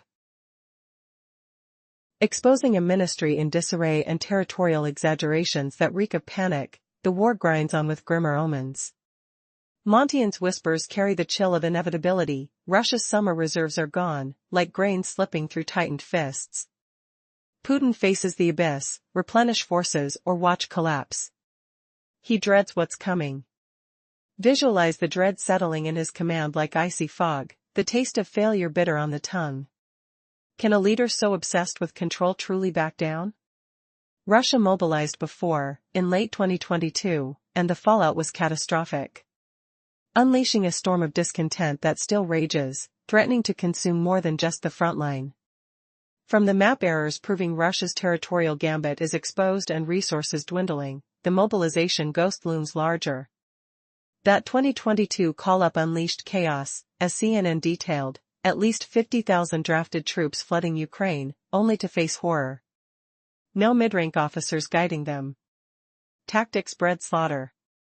No training, leaving them prey to slaughter's sharp edge. Promised pay vanished like smoke. Wives and mothers left behind erupted in rage, their voices tearing through silence with fury that shakes foundations. How long until that volcano explodes anew? The sensory assault lingers, pleas echoing off barren streets, the metallic tang of unpaid hopes curdling the air. But Putin's dread must peak, for dissent spreads faster than fire, poised to engulf his throne. Before, Russia basked in its image as a titan of military might. Its weapons, feared, lethal, unstoppable, were sold worldwide, raking in billions. Everyone believed Russia's arsenal was second only to the United States. But that illusion shattered. Ukraine's recent strikes late in September tore through Russia's defenses, dismantling what was once considered invincible. This is the story of one such blow, how Ukraine crippled Russia's prized S-400 air defense system hidden deep in Crimea. The S-400 air defense system is Russia's crown jewel, designed to spot and obliterate nearly any airborne threat, from drones to ballistic missiles. In Crimea, where Vladimir Putin stakes symbolic and strategic claims, the S-400s stand as guardians, their sleek radars scanning the sky. Their missiles, rumored to reach as far as 250 miles, glide through the air with deadly precision. But all this power depends on one thing, the eyes of the system, its radar station. Without it, those deadly missiles are blind, firing wildly or forced to stand down. Ukraine's special forces knew this, and on a quiet night, September 30th, they struck not the missile launchers but the radar itself. Why waste a squadron of drones risking costly losses head-on? Instead, just one drone was sent soaring through the darkness, silent but deadly, to silence the S-400's gaze. The result? A complete blackout for one of the most expensive and advanced air defenses on Earth. Imagine a predator suddenly stripped of its sight, clutching missiles worth up to $1.2 billion, but unable to track its prey. This was no ordinary strike. Ukraine neutralized the unstoppable with the very weapon it was built to destroy, drones. The deafening silence after those explosions over Crimea echoed far beyond the peninsula. Russia's invincible shield was ringed with cracks. Yet, the full location of this daring strike remains cloaked in mystery. Some whispers place the blasts in the Leninskyi and Feodosia districts, as local reports of explosions stirred the early hours. Was this just one hit, or multiple strikes in one night? Ukraine's special forces offered no clues, preferring the shadow of uncertainty to keep Russia guessing. Why does this matter so much? Putin's obsession with Crimea forced him to overcrowd its skies with air defenses, precious and pricey. But this concentration created dangerous gaps elsewhere.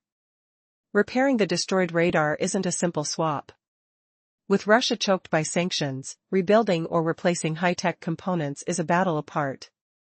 Taking one radar to fix another leaves yet another defense system blind. Every sacrifice for Crimea weakens Russia's mainland, and Ukraine is ready to exploit those vulnerabilities with long-range strikes that bite deeper every day. Before Ukraine's strike, Russia's drone incursions into NATO airspace were mounting. On September 9, Poland shot down 19 of these drones, branding the event an act of aggression. Shortly after, Russia sent MiG-31 fighters over Estonia. NATO nations grew alarmed, warning Russia against future incursions. They would shoot down anything violating their skies. But these moments were just the tip of the iceberg. Lithuania, Romania, Denmark, Norway, France, Germany, Latvia, and Estonia all reported unwanted drone visits. At first, it seemed drones launched from inside Russia or its ally Belarus, but a new pattern emerged. Putin's so-called shadow fleet is deploying secret drone launch platforms far beyond borders, escalating hybrid warfare. Though none of these drones yet struck targets, their shadow stretches across Europe, a chilling signal to those assisting Ukraine. What message does Putin think he's sending? And what comes next in this deadly game of cat and mouse? The quiet before a storm grows thicker. Russia's grand strategy to dominate Crimea is backfiring spectacularly. As one of its premier defenses lies crippled, and NATO skies buzz with intruding drones, the stakes climb ever higher. Can Putin hold on to his prized peninsula without sacrificing the rest? Or will Ukraine's shrewd tactics continue to unravel the unthinkable? One thing is certain, nothing in this war is truly unstoppable. The next move could change everything. Before the conflict escalated, Russia boasted about its military prowess, promoting itself as a top-tier power armed with advanced weaponry. This reputation was a source of pride, with billions flowing in from arms sales, giving the illusion of an unstoppable military force. Yet, this narrative shattered when Ukraine launched precise strikes that dismantled key elements of Russia's defenses. In late September, Ukrainian forces targeted what Russia claimed was its superior air defense system, the S-400, located in Crimea. Known for its capability to intercept various aerial threats, this system is vital for protecting Russian interests in the region. However, rather than attacking head-on, which would be costly, Ukraine's Special Operations Forces devised a smarter strategy. They focused on crippling the radar that provides situational awareness to the S-400. On September 30th, they successfully destroyed this radar station, effectively blinding a system that was supposed to be infallible. Imagine the quiet of the Crimean night abruptly pierced by explosions, signaling the fall of a formidable defense. As the drone strikes launched, the Ukrainian forces bypassed traditional tactics, opting instead for a single, devastating blow that rendered the S-400 nearly useless. In a surprising twist, the same drones that the S-400 was designed to eliminate had just outwitted the system, showcasing Ukraine's strategic ingenuity. The irony was palpable, as the Ukrainian forces jubilantly shared news of their success, highlighting the S-400's failure through its own supposed countermeasures. They declared that without its radar, the S-400 could only fire blindly into the dark, a strategy that could lead to disastrous consequences. Could the Russian military be crumbling under the weight of its own technology? As fears grow about the Russian military's ability to sustain its defenses, the urgency to take down such systems becomes increasingly clear. This first strike on Crimea was merely the beginning. Reports of early morning explosions suggested that Ukraine may have conducted more than one successful attack that day. While the details remained scarce, the implications were enormous. Each S-400, costing upwards of $1 billion, represents a significant portion of Russia's defensive architecture, and Ukraine's daring tactics threatened to shift the balance of power. Disarray within the Russian military was evident, with mounting evidence that Putin might need to mobilize fresh troops, a desperate move that could reignite public dissent reminiscent of chaos in late 2022. The complaints from newly drafted soldiers and their families showcased deep dissatisfaction. Could Russia maintain their grip in Ukraine while their own soldiers faced failure and outrage? As Ukraine continues its precise operations in Crimea, the landscape of war is evolving. Each targeted strike is not merely aimed at diminishing Russia's capabilities but is strategically dismantling its hold in the region altogether. Observers were left wondering, how far will Ukraine go to exploit these emerging vulnerabilities? Ukraine's clever maneuvers raise haunting questions about the future of Russian air defenses and the fate of its territorial ambitions. The battles are far from over, and each strike in this ongoing conflict could shape the course of history, while revealing the weaknesses lurking beneath Russia's facade of power. As Ukraine plays its hand with ingenuity, the world watches closely. What could come next? On September 9, Poland's defense ministry declared that 19 Russian drones had crossed into its airspace, an act labeled as aggression by the Kremlin. The Polish military swiftly deployed defenses, resulting in several drone interceptions. This alarming event was compounded by Russia sending MiG-31 fighter jets into Estonian skies, prompting Poland to issue a stern warning: any future aerial incursions would be met with force. The implications of this warning raise critical questions about NATO's stance and the possibility of further escalation. But this lone drone breach is just a glimpse into a larger pattern of Russian aerial intimidation across Europe. Poland's incident was one among at least 10 documented incursions. Lithuania reported a similar occurrence with a Russian drone infringing on its airspace just a few weeks prior, while Romania grappled with 2 drone incidents in September alone, one occurring just before Poland's confrontation and the other on September 13. Even nations like Denmark and Norway have found themselves contending with Russian drones mingling near key military zones in the latter half of September. France and Germany echoed these concerns, with reported sightings making it clear that Latvia and Estonia were also under threat. Initially, it was assumed that these drones launched from Russian territory or allied nations like Belarus. However, a more insidious strategy has emerged. As Vladimir Putin seeks to instill fear among the NATO nations providing support to Ukraine,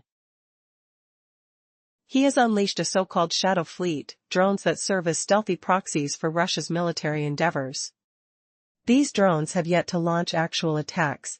Their incursions have primarily remained limited to reconnaissance activities, creating a blanket of unease. What message is Putin really sending through these aerial maneuvers? As the frequency of Russian drone incursions rises, the airwaves buzz with tension, a subtle warning echoing through the halls of NATO.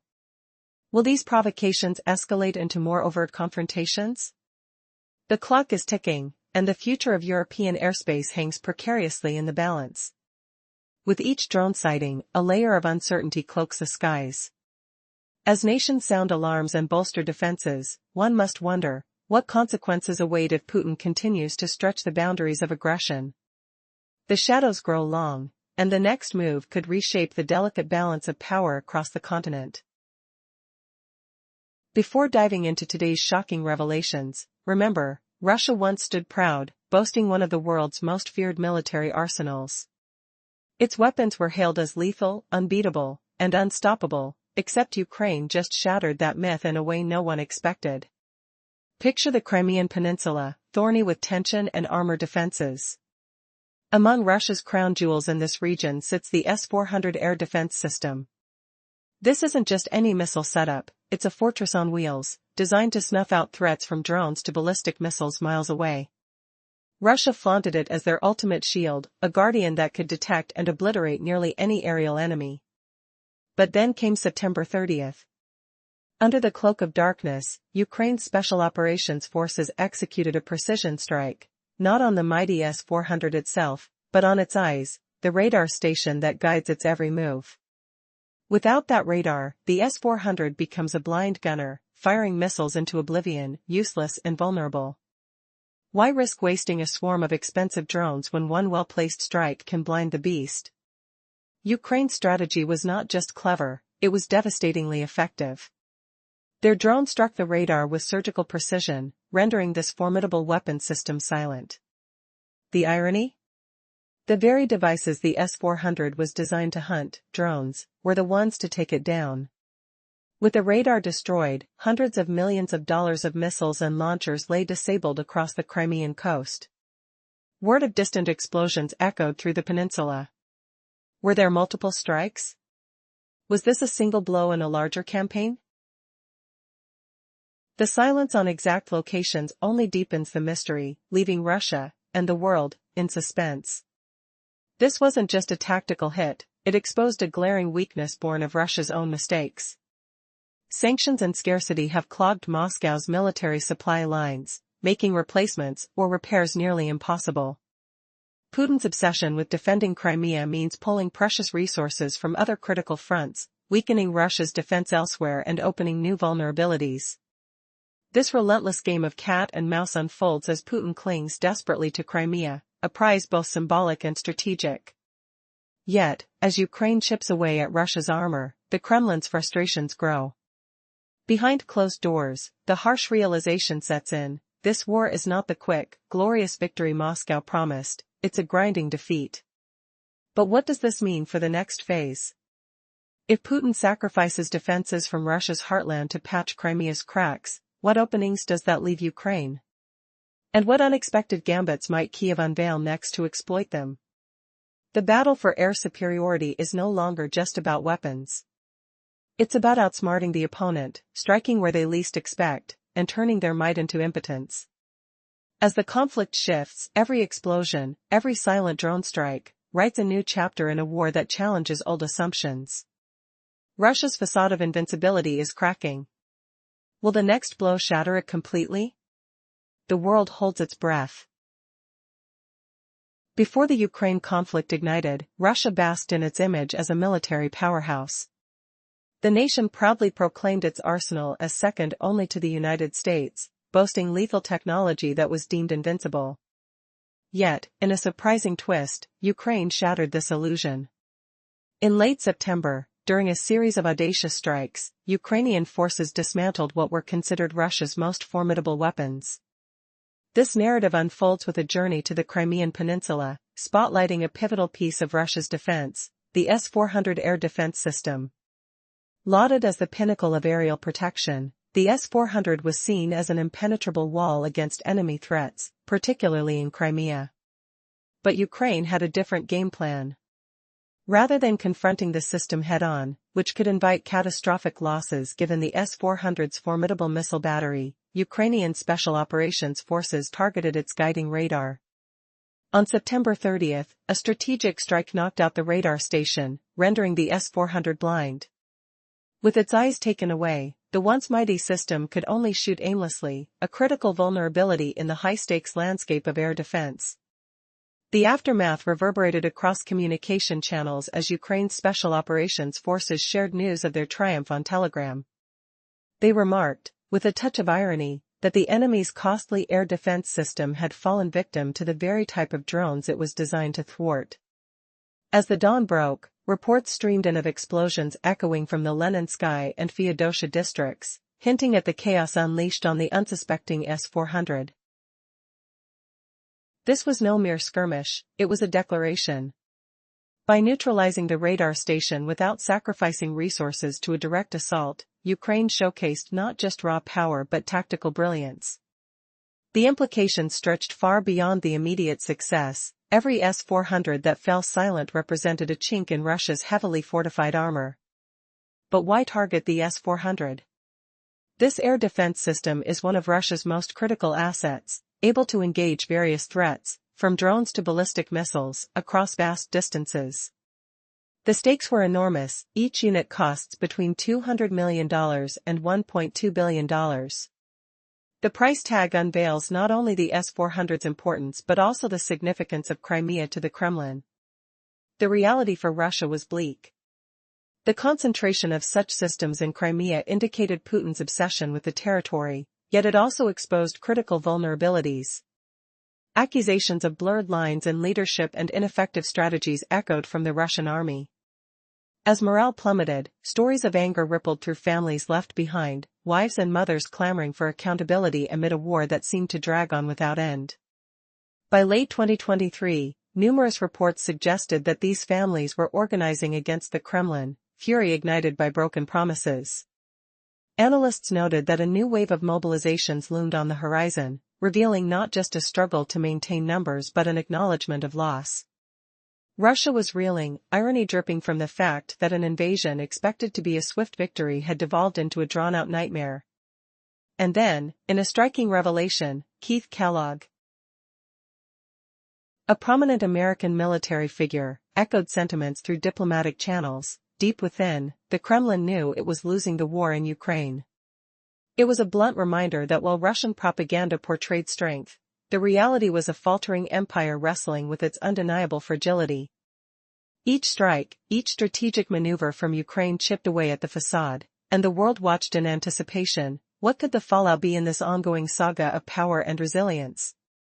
Yet, as winter approached, the chilling thought remained: how much longer could Russia sustain its ambitions with a dwindling pool of soldiers? A growing storm of unrest gripped the nation, a bolt of electricity sparking beneath the surface. In this high-stakes game, every move counted, and the tension swelled with unseen potential.